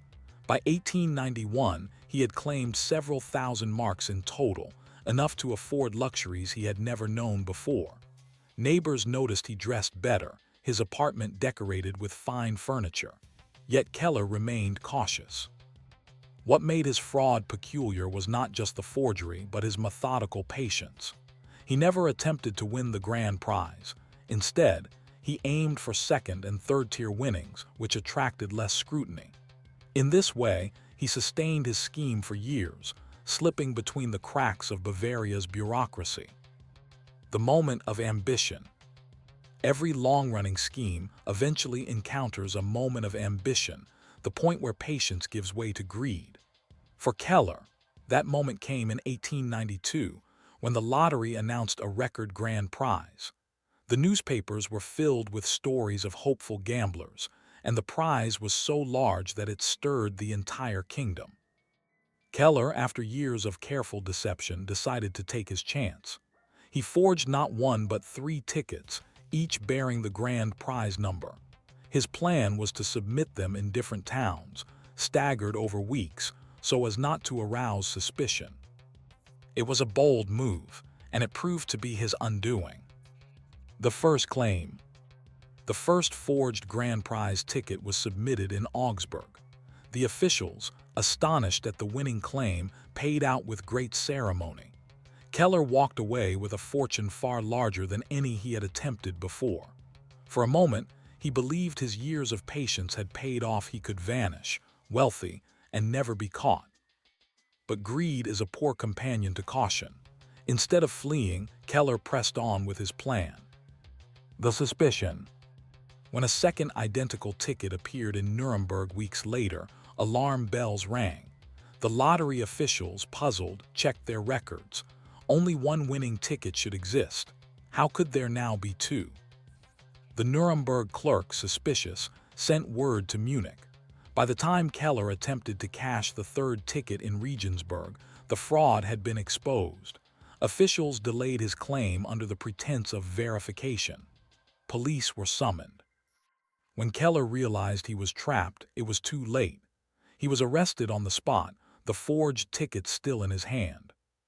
Public outrage. The scandal that followed was immense. Newspapers declared it the Bavarian lottery scandal. Citizens were outraged not only at Keller but at the lottery system itself, which had allowed a clerk to manipulate its records for years. The fact that the fraud had been uncovered only because of his greed for the grand prize made it all the more sensational. Keller's apartment was searched, revealing drawers full of forged tickets, half-finished seals, and newspaper clippings of past drawings. It became clear that his scheme had been going on far longer than anyone imagined. The cliffhanger. The arrest of Franz Keller sent ripples through Bavaria. Until then, forgery was usually associated with counterfeit banknotes or fraudulent deeds, not state lotteries. For many citizens, the very idea that a civil servant had undermined a system meant to embody fairness and chance was almost more offensive than theft itself. The newspapers pounced. Headlines such as "Clerk Cheats Fortune" and "The Lottery Scandal of Munich" appeared across the kingdom. Ordinary people, who for years had pinned their hopes on a numbered ticket, now wondered whether the system had ever been trustworthy. A case of betrayal. When Keller's trial opened in Munich in the spring of 1893, the courtroom was packed. Officials, journalists, and curious citizens crowded in, eager to see the man who had managed to trick the state. The prosecution framed the case as one of betrayal. Keller, they argued, was not merely a criminal, but a man who had violated the public trust. As a clerk in the finance bureau, he had access to official stamps, seals, and blank paper tools he had used to construct a counterfeit system of his own. One prosecutor thundered. He did not merely rob the state. He robbed the people of Bavaria of their faith in justice and chance. Evidence of the scheme. The evidence presented was overwhelming. From Keller's apartment, police had seized stacks of forged tickets, some completed, others in preparation. Handmade seals, carefully carved to mimic official emblems. Notebooks filled with drawings and prize numbers, showing years of meticulous study. Receipts from provincial lottery offices, confirming payouts. Clerks from Augsburg, Nuremberg, and Regensburg testified about the claims he had filed. Each remembered him clearly, his calm demeanor, his precise paperwork. None had suspected fraud at the time. What astonished many was the sheer patience of the scheme. Keller had begun small, perfecting his craft for years before attempting the grand prize. To some, this made him seem all the more dangerous. To others, it suggested a man consumed by obsession rather than greed. Keller's defense. Keller, facing the court, did not deny his actions, but he framed them differently. He claimed he had not meant to destroy trust in the lottery but to correct its injustice. He argued that the system preyed on the poor, offering false hope while enriching the state. "If fortune is an illusion," he told the court, "then what is the difference between a number drawn by chance and a number written by my hand?" It was a shocking defense, one that divided opinion. Some dismissed it as arrogance. Others saw in it a critique of a system that did indeed profit from the desperation of ordinary people. Public reaction. The public was transfixed. Letters to newspapers debated whether Keller was a criminal or a social critic disguised as one. In taverns, peasants muttered that he had only done what the rich did all the time: find ways to cheat the system. Still, most saw him as a thief who had mocked the dreams of countless citizens. For those who had spent their last coins on lottery tickets, Keller's fraud felt like a personal betrayal. The sentence. In the summer of 1893, the verdict was delivered. Keller was found guilty of forgery, fraud, and abuse of office. The court sentenced him to 10 years in prison, a harsh punishment meant to send a clear message. The state would not tolerate betrayal from within. But the case did not end with Keller's imprisonment. The scandal forced Bavaria to overhaul its lottery system. Tickets were redesigned with new watermarks, centralized records were introduced, and small-town offices were given stricter training in verification. The lottery continued, but never again with quite the same aura of innocence. Unanswered questions. Even as Keller was led to prison, questions lingered. Officials admitted they could not be certain how many of his forgeries had gone undetected. Had he claimed only a fraction of the winnings his notebooks suggested? Was Bavaria's lottery system riddled with counterfeit payouts no one would ever trace? For years afterward, rumors persisted. Whenever an unusual claim surfaced, whispers of Keller's scheme resurfaced. His name became shorthand for fraud. Another Keller ticket meant a document too good to be true. The cliffhanger. As Keller began his sentence in Munich's Stadelheim prison, Bavaria was left to reckon with the uncomfortable truth. If one quiet clerk could manipulate the lottery so easily, what other cracks might exist in the state's institutions? And for Keller himself, the question remained. Would 10 years behind bars extinguish his obsession, or would his mind, even in a cell, keep spinning new schemes of fortune and deception? When Franz Keller was led through the gates of Stadelheim prison in 1893, he was no longer the quiet clerk of Munich's finance bureau. He was infamous, a man whose name had become shorthand for betrayal and deception. Newspapers continued to follow his story, even after sentencing, and the shadow of his fraud lingered over Bavaria's lottery system for years. Yet the story of Keller did not end with his imprisonment. The aftermath of his crimes rippled outward, shaping public opinion, altering the lottery industry, and leaving behind questions that remain unresolved to this day. Prison years. In Stadelheim, Keller's reputation preceded him. Some inmates regarded him with respect, admiring the audacity of his scheme. Others mocked him, insisting he was a fool who had risked everything for paper fortunes. Guards considered him a model prisoner, quiet, obedient, unremarkable.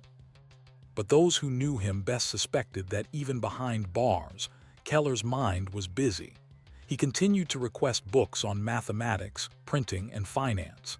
He kept notes, sketching ticket designs in the margins of prison newspapers.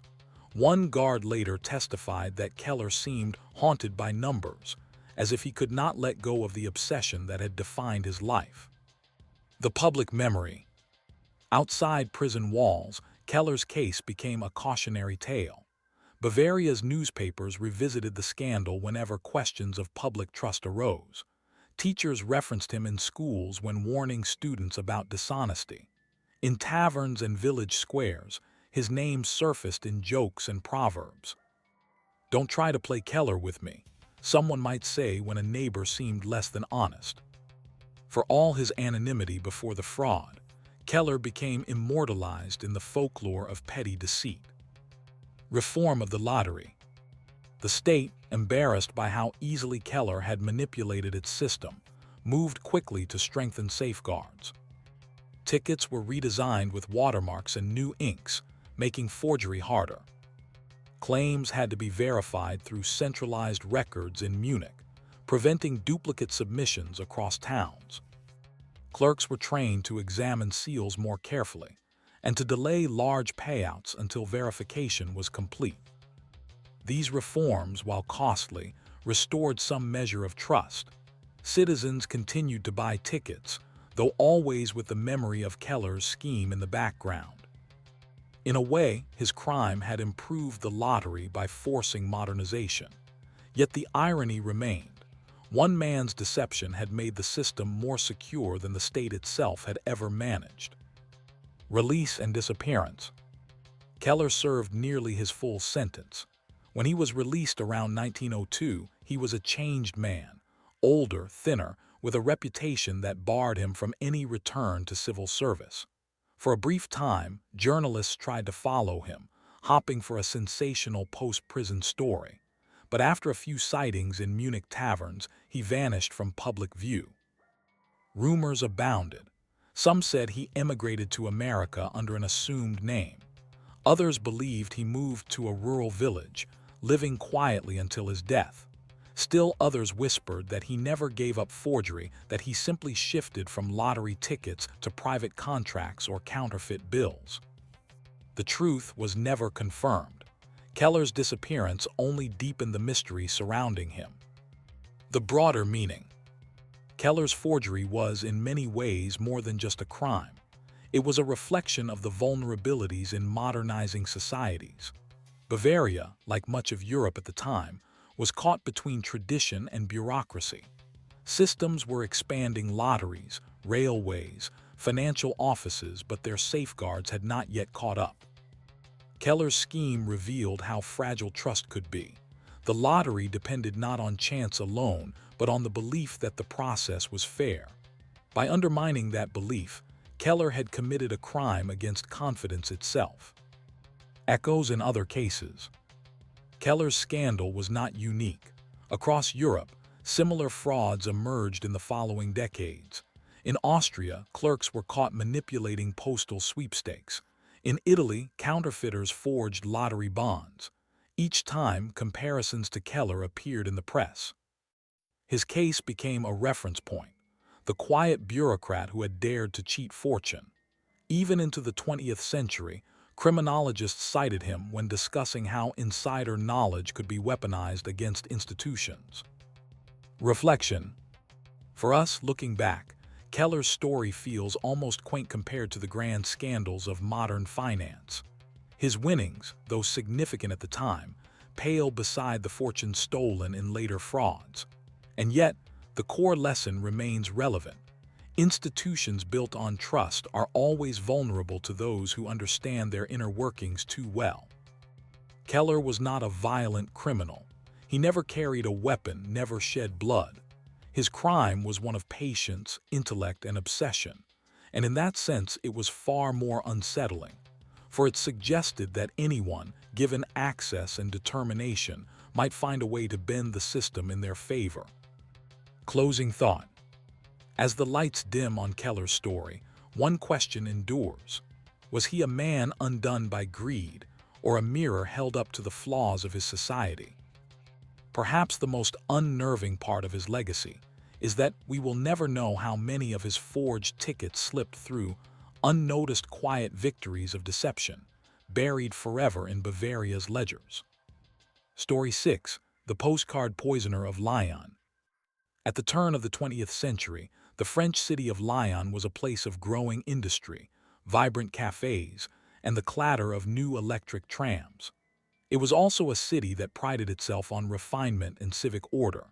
Yet beneath the surface of elegance, crime festered in unusual forms. Few, however, were as strange or as unsettling as the case of the so-called postcard poisoner. A city of correspondence. In 1905, Lyon was awash in paper. The postcard craze had taken hold of Europe, and Lyon's citizens sent millions each year. They carried holiday greetings, quick notes between friends, and sometimes romantic secrets.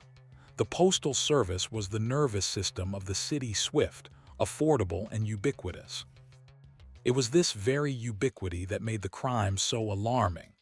The poison did not come through food, nor through shadowy alleys, but in envelopes and postcards dropped innocently into the Morning Post. The first victims.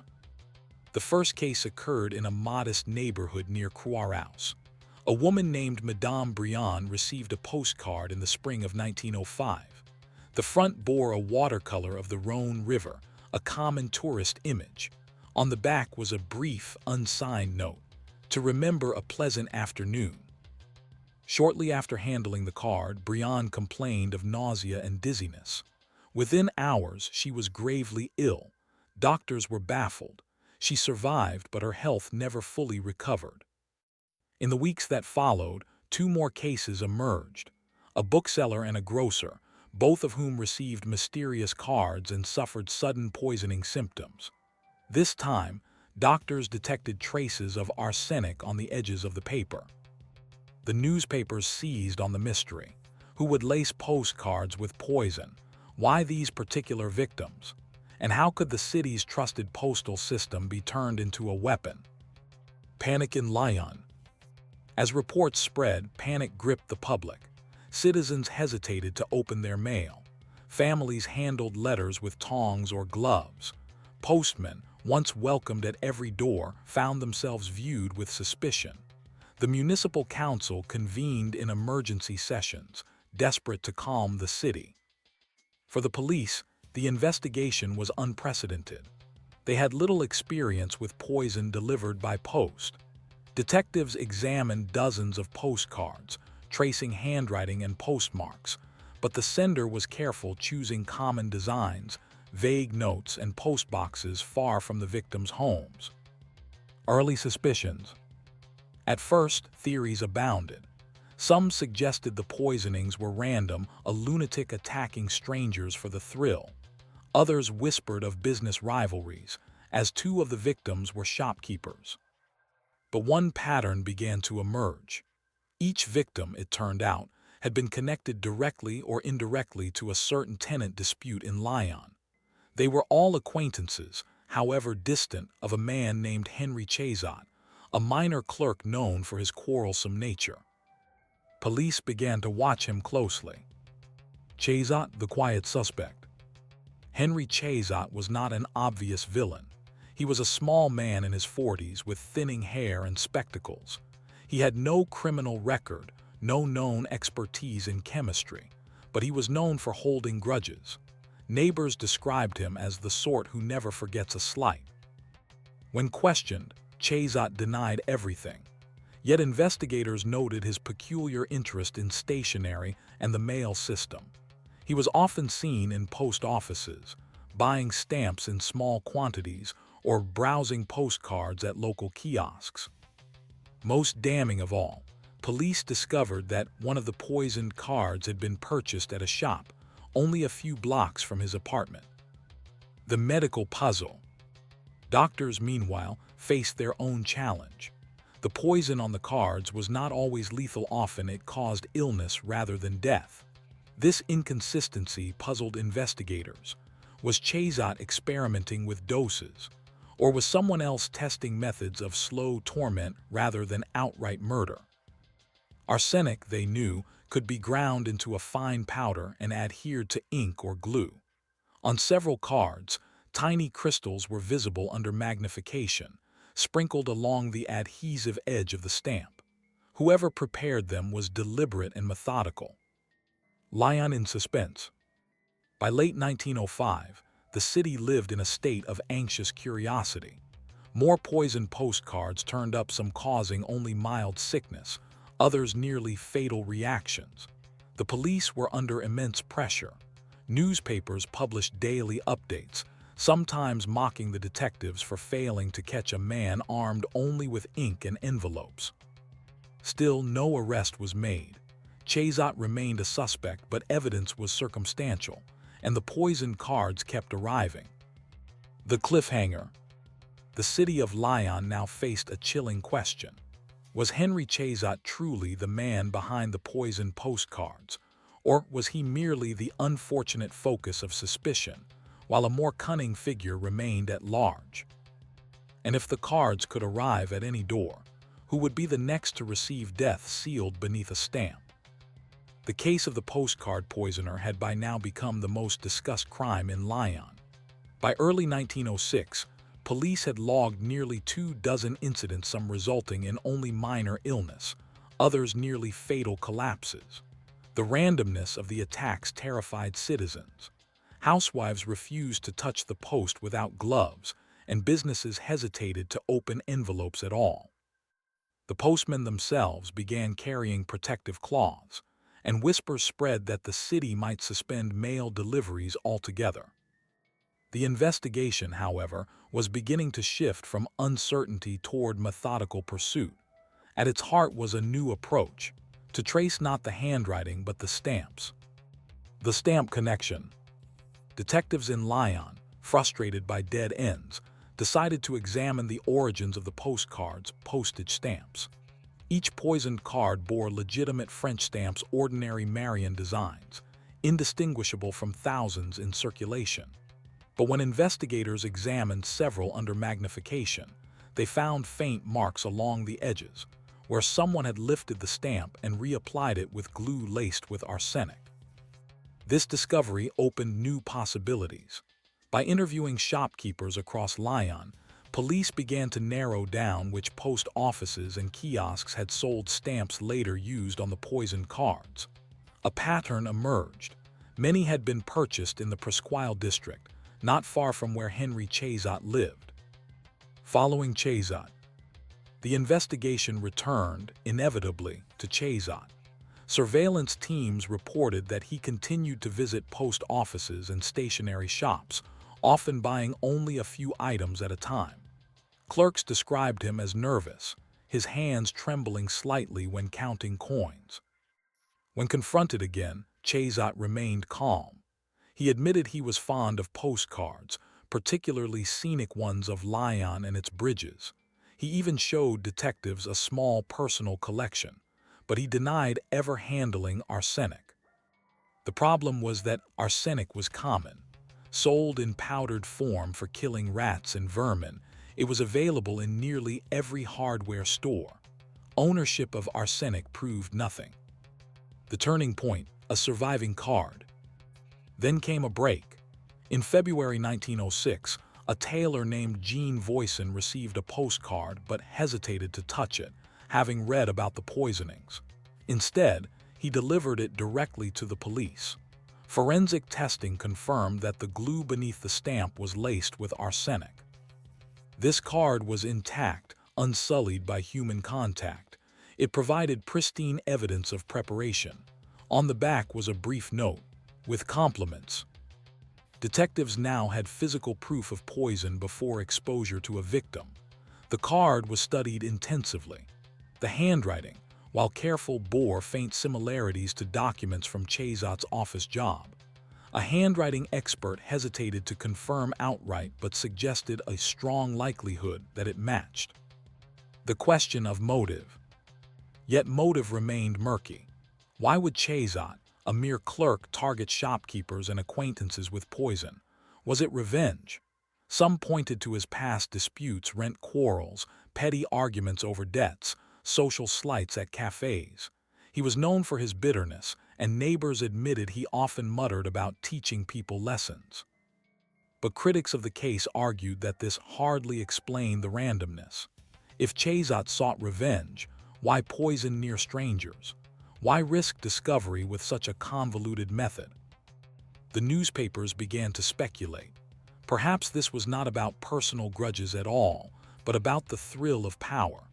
Perhaps the poisoner enjoyed watching a city tremble, knowing that every letter carrier could be an unwitting messenger of death. Escalation. In March 1906, matters escalated. A young clerk at a printing office collapsed after handling a postcard. Unlike earlier victims, he did not survive. His death transformed the case from one of harassment to outright murder. Public outrage erupted. The city council demanded swift justice. Police redoubled their efforts, fearing riots if no arrest came soon. The pressure was immense.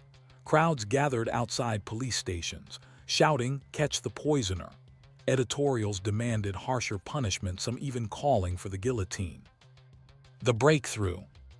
The breakthrough came from an unexpected angle. A bookseller in the Presqu'île reported a peculiar incident. Weeks earlier, a nervous man had asked whether he sold blank postcards with thicker paper. The description matched Chazot. Investigators searched his apartment once more, this time with greater thoroughness. In a locked drawer, they discovered a small collection of stationery supplies: ink bottles, glue pots, scissors, and most damning of all, a small vial of powdered arsenic. While none of this was definitive, the accumulation was compelling. Combined with the forensic link to the surviving postcard and witness testimony, prosecutors believed they had enough to proceed. The arrest. On the morning of April 3, 1906, police arrested Henry Chazot at his modest flat. He protested his innocence, declaring that the arsenic was for killing rats in the building. He insisted he had been made a scapegoat by gossiping neighbors. But the public rejoiced. Crowds gathered as he was led away, shouting curses and relief in equal measure. For Lyon, the terror seemed at last to have a face. The trial approaches. Yet even as the indictment was prepared, questions lingered. Much of the evidence was circumstantial. The handwriting analysis was not conclusive. The vial of arsenic could indeed have been for vermin, and there was no direct witness who had seen him preparing the poisoned cards. The case was headed toward a sensational trial, one that would pit forensic science against the uncertainties of circumstantial suspicion. The cliffhanger. As Chazot sat in his prison cell awaiting judgment, one question weighed heavily over Lyon. Was he truly the mastermind of the poisoned postcards, or had fear and coincidence conspired to condemn an innocent man? And if he was innocent, that meant the real poisoner was still free, perhaps, even continuing to slip arsenic beneath the edges of unsuspecting stamps. By the summer of 1906, the case of the postcard poisoner was at the center of French public attention. Newspapers in Paris and Marseille dispatched correspondents to Lyon, eager to witness what promised to be one of the strangest trials in the Republic's history. The courtroom was packed daily, the air thick with anticipation. Henry Chazot, the small, bespectacled clerk accused of terrifying an entire city with arsenic-laced postcards, sat quietly at the defense bench. He wore a plain suit and held himself with a mixture of resignation and defiance. His appearance, meek, almost scholarly, seemed at odds with the sinister crimes attributed to him. The prosecution's case. The prosecution opened with a sweeping narrative. Chazot, embittered by petty disputes, had embarked on a campaign of vengeance. He chose postcards, they argued, as a vehicle for his hatred, ordinary objects turned into deadly weapons. Key evidence was presented. The surviving poison postcard delivered intact to the police. Experts testified that the handwriting likely belonged to Chazot. The arsenic vial found in his apartment, along with glue pots and stamps. Witnesses from shops and post offices who recalled his nervous purchases of stationery. The pattern of victims, many of whom had at some point crossed paths with Chazot in disputes, however minor. The prosecution painted him as a small man seeking large revenge. The defense's counter. The defense, however, was forceful. Chazot's lawyer argued that the evidence was circumstantial. Arsenic, after all, was common in households. Stationery supplies were ordinary possessions for a clerk. Handwriting analysis, they noted, was not an exact science, especially when the notes were short and anonymous. The defense also highlighted that several victims had no clear connection to Chazot. Was it reasonable, they asked, to believe that one petty clerk would risk everything to target people he barely knew? Could this not be the work of another, a disgruntled business rival, or even a malicious prankster escalating beyond control? Most importantly, the defense reminded the jury that no one had ever seen Chazot preparing or sending the poisoned cards. Expert testimony. A parade of experts took the stand. Chemists described how arsenic crystals had been applied beneath stamps and along the edges of postcards. Doctors recounted the symptoms of victims: nausea, dizziness, collapse. Some testified that doses were inconsistent, suggesting either a clumsy experimenter or someone intent on intimidation rather than consistent murder. One expert admitted under cross-examination that the surviving postcard might have been written by any number of hands with similar characteristics. This doubt rippled through the courtroom. Public opinion. Outside the trial, Lyon was divided. Many were convinced of Chazot's guilt, eager for closure after a year of fear. Others whispered that the authorities had rushed to judgment, desperate to calm the city by blaming the most convenient suspect. Newspapers fanned the flames. Some printed caricatures of Chazot as a demon of the post, while others published sympathetic sketches of a frail man caught in a storm of hysteria. The verdict.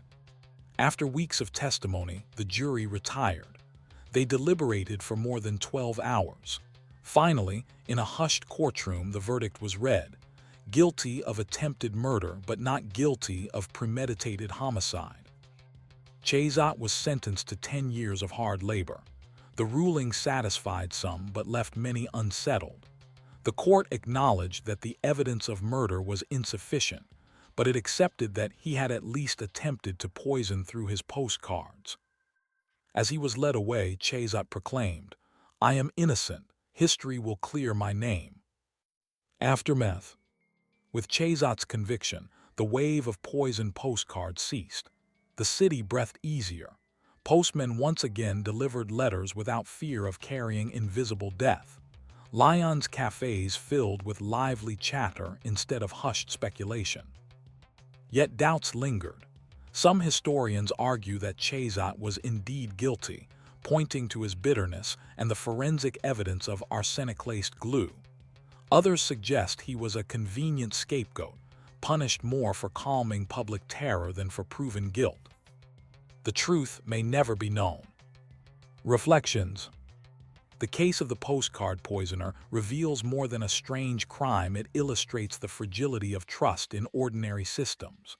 The Postal Service, a symbol of connection, became a source of dread. The randomness of the poisonings reminded citizens how vulnerable they were, not to grand conspiracies, but to petty malice. Forensic science, too, was tested. The case pushed investigators toward closer examination of handwriting, chemical traces, and postal routes. It highlighted both the promise and the limitations of early 20th century criminology. Above all, it left an unsettling question. What kind of mind chooses postcards, tokens of friendship and memory, as instruments of fear? Closing thought. When you next sort through your mail, imagine living in a time when every letter carried the possibility of hidden death. The people of Lyon did not have to imagine, they lived it. And though the postcard poisoner faded into history, the unease he stirred remained. The reminder that sometimes the most ordinary objects can conceal the darkest of intentions. Story 7. The Vanishing Chemist of Warsaw. On a gray March morning in 1932, Warsaw awoke to the unsettling news that Dr. Antoni Czernik, a respected pharmacist and chemist, had vanished. His shop on Nowy Swiat Street, usually bustling with customers seeking tonics, powders, and the latest patent remedies, stood eerily quiet. The shutters were half drawn. The door was locked. Inside, when neighbors peered through the glass, they saw scattered papers on the counter, a teacup overturned, and most disturbingly, a broken vial that reeked of bitter almonds, the unmistakable scent of cyanide. The chemist was gone. The last sightings. Witnesses recalled seeing Czernik late the previous evening. He had closed his shop earlier than usual, citing a headache. A neighbor swore that around midnight she saw a dim light flicker in the shop's back room. Another claimed to have heard the faint sound of a carriage stopping outside. But by morning, Czernik had vanished without trace.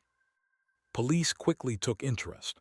The chemist was not just a businessman. He had occasionally consulted for the Ministry of Health, advising on toxicology. His knowledge of poisons, his connections to laboratories, and his sudden disappearance made the situation ominous. The shop examination. Detectives entered the shop with caution. The broken vial of cyanide on the counter suggested either accident or warning. In the back room, they found ledgers of purchases, jars of rare compounds, and notebooks filled with formulas in Czernik's precise handwriting. Some passages had been hastily crossed out. Curiously, an entire shelf of arsenical compounds was missing. The jars had been carefully removed, leaving clean spaces on the wooden planks. Police assumed theft. Perhaps Czernik had been robbed, and in resisting, taken away. But if so, why were valuable items like gold scales and imported instruments untouched? Suspicions of espionage. The 1930s were a tense time in Poland. Rumors swirled of foreign agents seeking chemical knowledge for nefarious ends. Could Czernik have been abducted by spies? His background as a toxicologist certainly made him valuable. Investigators interviewed his colleagues at the ministry. Some described him as brilliant but secretive, prone to working late into the night on private projects. One colleague hinted that Chernik had recently grown paranoid, insisting that people were following him on his way home. Personal life under scrutiny. The investigation turned to Chernik's personal affairs. He lived alone in a modest apartment above the shop. His wife had died years earlier, leaving him solitary and withdrawn.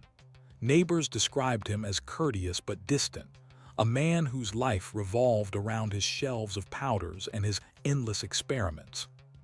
There was, however, one curious relationship: a younger woman named Zofia who visited the shop regularly.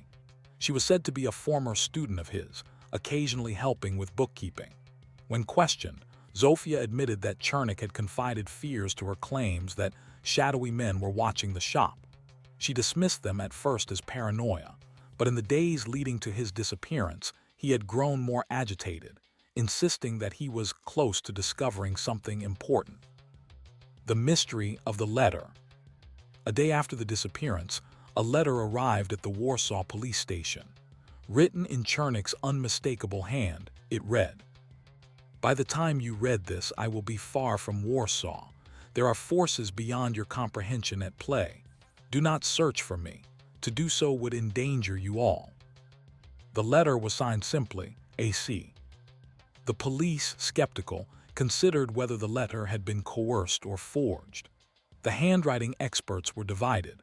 Most said it was genuine, but a few pointed out odd irregularities, as if written in haste or under duress.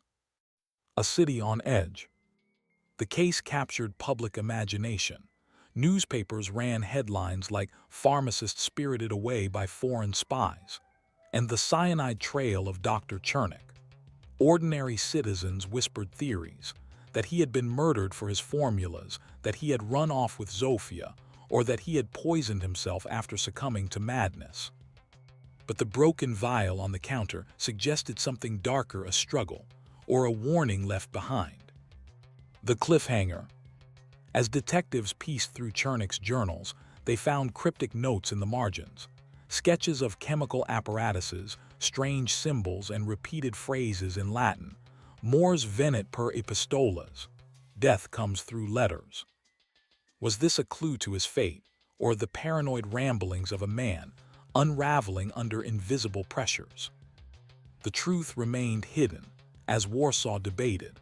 Had Dr. Chernik been abducted, murdered, or had he vanished by choice into the shadows of espionage and poison? The days after Dr. Antoni Chernik's disappearance deepened the mystery rather than solved it. Warsaw police kept his shop sealed, but curious onlookers lingered outside, pressing faces to the glass as if the missing chemist might reappear among his bottles and balances. Detectives scoured the city, but every lead seemed to evaporate. And yet, behind the locked shutters of the shop, a more troubling story was beginning to emerge. The missing journals. Among Chernik's scattered notes, officers noticed gaps. His research journals were numbered meticulously, but volumes IV through VII were missing. Colleagues confirmed he guarded them jealously, sometimes carrying them under his coat when walking home. They contained, supposedly, formulas for experimental compounds, antidotes, but also toxins. Had these notebooks been stolen, or had Chernik himself hidden them before vanishing? The notion that they might now be in the hands of criminals or spies set the authorities on edge. The Zofia connection. Investigators brought Zofia back for deeper questioning. She admitted that Chernik had confided to her about letters that could kill. At first, she thought he was speaking metaphorically, perhaps alluding to poisoned ink, but he seemed deadly serious. In one conversation, he insisted he had been corresponding with someone abroad, an interested party, who demanded his formulas in exchange for large sums of money. Zofia swore she had begged him to stop, warning that such dealings were dangerous. He only shook his head, saying, "Knowledge has its own momentum. Once written, it must travel." The police began to wonder, had Chernik fallen into the world of clandestine chemical trade, selling recipes for toxins to foreign agents. If so, had he been abducted or silenced? The cyanide lead. The broken cyanide vial still troubled detectives. The shop's assistant, who occasionally cleaned, swore that vial had not been on the counter the day before the disappearance. Its presence seemed staged. Forensic tests confirmed the vial had been shattered deliberately, not by accident. Was it planted to mislead investigators, suggesting suicide or accident? Or was it Chernik's own warning, left behind in a final moment of resistance? Foreign eyes on Warsaw. By April, rumors spread that Chernik's disappearance had drawn the attention of foreign intelligence services. Soviet agents were whispered to have prowled Warsaw, eager to acquire toxicological knowledge useful for assassinations. Germany, too, was suspected. Their chemical industries had long been at the forefront of both medical and military applications.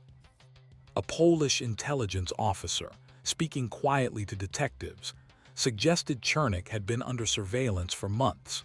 He was, after all, a man of peculiar brilliance in a time when poisons were regarded not merely as criminal tools, but as weapons of statecraft. The anonymous witness. A breakthrough seemed to arrive when an anonymous tipster came forward. A coachman reported that on the night of Chernik's disappearance, he had been hired to drive two men and a third figure, slumped and silent, toward the outskirts of the city. The figure, he swore, wore spectacles and a dark coat like Chernik's. When pressed, the coachman admitted he had been paid generously and told to forget the ride. But the details matched the neighbor's claim of hearing a carriage near midnight. Detectives followed the lead to the road near the Vistula River, but no trace of the chemist or his captors was found. The letter scrutinized. Meanwhile, Chernik's farewell letter continued to divide investigators. Handwriting experts confirmed its authenticity, but the odd phrasing, "forces beyond your comprehension," struck many as theatrical. Some argued it was written under duress. Others suspected forgery, using samples of his script stolen from his ledgers. Zofia suggested another possibility, that Chernik himself had staged his disappearance. He had spoken often of starting anew, of leaving behind the burdens of knowledge. Could he have deliberately vanished, leaving Warsaw to believe in abduction while he began a new life abroad? Yet if so, why leave behind broken glass and missing journals? Why vanish without taking money, clothes, or his most trusted possessions? Public fascination and fear. Warsaw was divided between fascination and dread. Some saw Chernik as a victim of espionage, a man too knowledgeable for his own safety. Others whispered he had gone mad, consumed by the fumes of his own laboratory. Children were warned not to linger near apothecaries lest the chemist's fate befall them. Newspapers offered lurid speculation. Did Warsaw chemist invent a super poison? Screamed one headline. Was he the pawn of foreign spies? Asked another. The case became more than a local mystery. It was now a national question about security, science, and loyalty. The cliffhanger. Then came the discovery that unsettled even the most hardened detectives. A postcard mailed days after Chernik vanished, bearing only the words, "The ink carries death, stop searching." It was unsigned.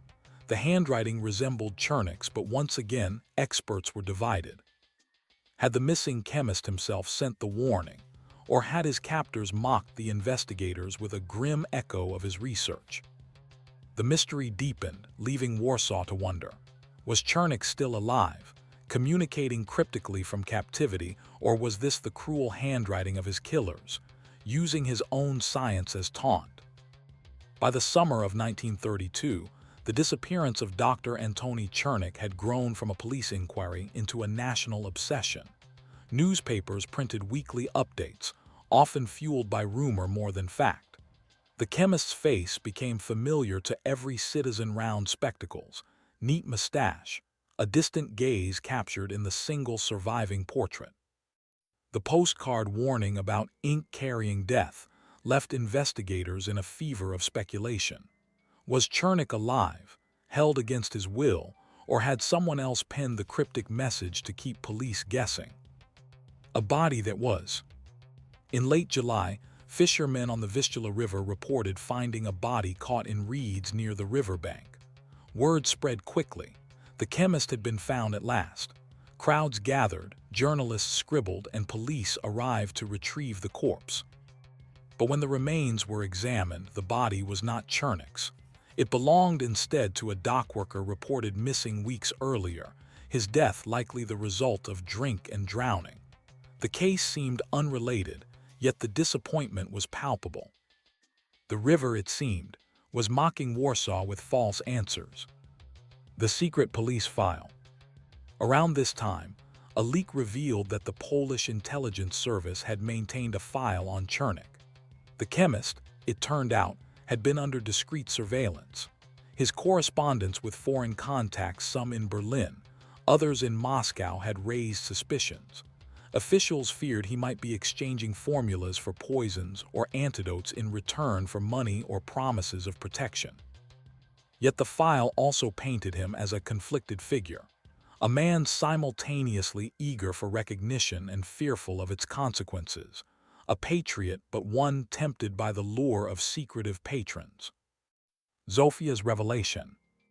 Months after the disappearance, Zofia revealed a startling detail she had previously withheld.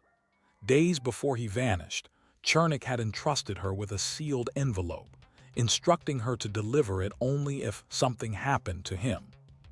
When she finally opened it in the presence of police, it contained a single sheet of paper, scrawled with chemical formulas and one phrase underlined 3 times. The letters kill. The handwriting was unquestionably Chernik's. To some, this was evidence he had truly stumbled upon a method of transmitting toxins through seemingly harmless correspondence, perhaps by lacing inks or envelopes with trace compounds. To others, it was a symbolic statement of his paranoia, an allegory for how words and secrets themselves could destroy. A trail to nowhere. Through autumn, investigators chased whispers across Poland and beyond. Sightings of Chernik came from Berlin cafes, Prague apothecaries, even Parisian libraries. Each lead collapsed under scrutiny. Some insisted he had defected, living under a false identity in another country. Others were certain he had been killed the night he vanished, his body disposed of in the Vistula or buried in some hidden cellar. The missing journals never surfaced. The trial that never came. By 1933, the case had cooled, though its shadow lingered. Warsaw courts briefly considered trying Zofia for withholding evidence, but public sympathy was with her. She was seen as loyal, not complicit. Without a body, without proof of crime, there was no trial, no closure. The shop on Noe Swiat remained shuttered. Dusk gathered on its counters, and eventually the building was sold. Yet passers-by claimed that at night, the faint smell of chemicals still drifted from its cracks, as if Chernik's presence had never entirely left. Reflections on the vanishing. The story of Dr. Chernik endures less as a solved case than as a meditation on knowledge, secrecy, and fear. He was a man who lived among poisons, both literal and metaphorical. Whether he was taken by foreign agents, consumed by paranoia, or chose to vanish into the anonymity of another life, his disappearance illustrates the perilous border between science and shadow. Poland in the 1930s stood on the brink of upheaval, caught between rival powers who valued chemistry as much as strategy. In that crucible, a solitary pharmacist became a symbol of genius misused, of secrets too dangerous to hold, and of a life swallowed whole by forces larger than himself.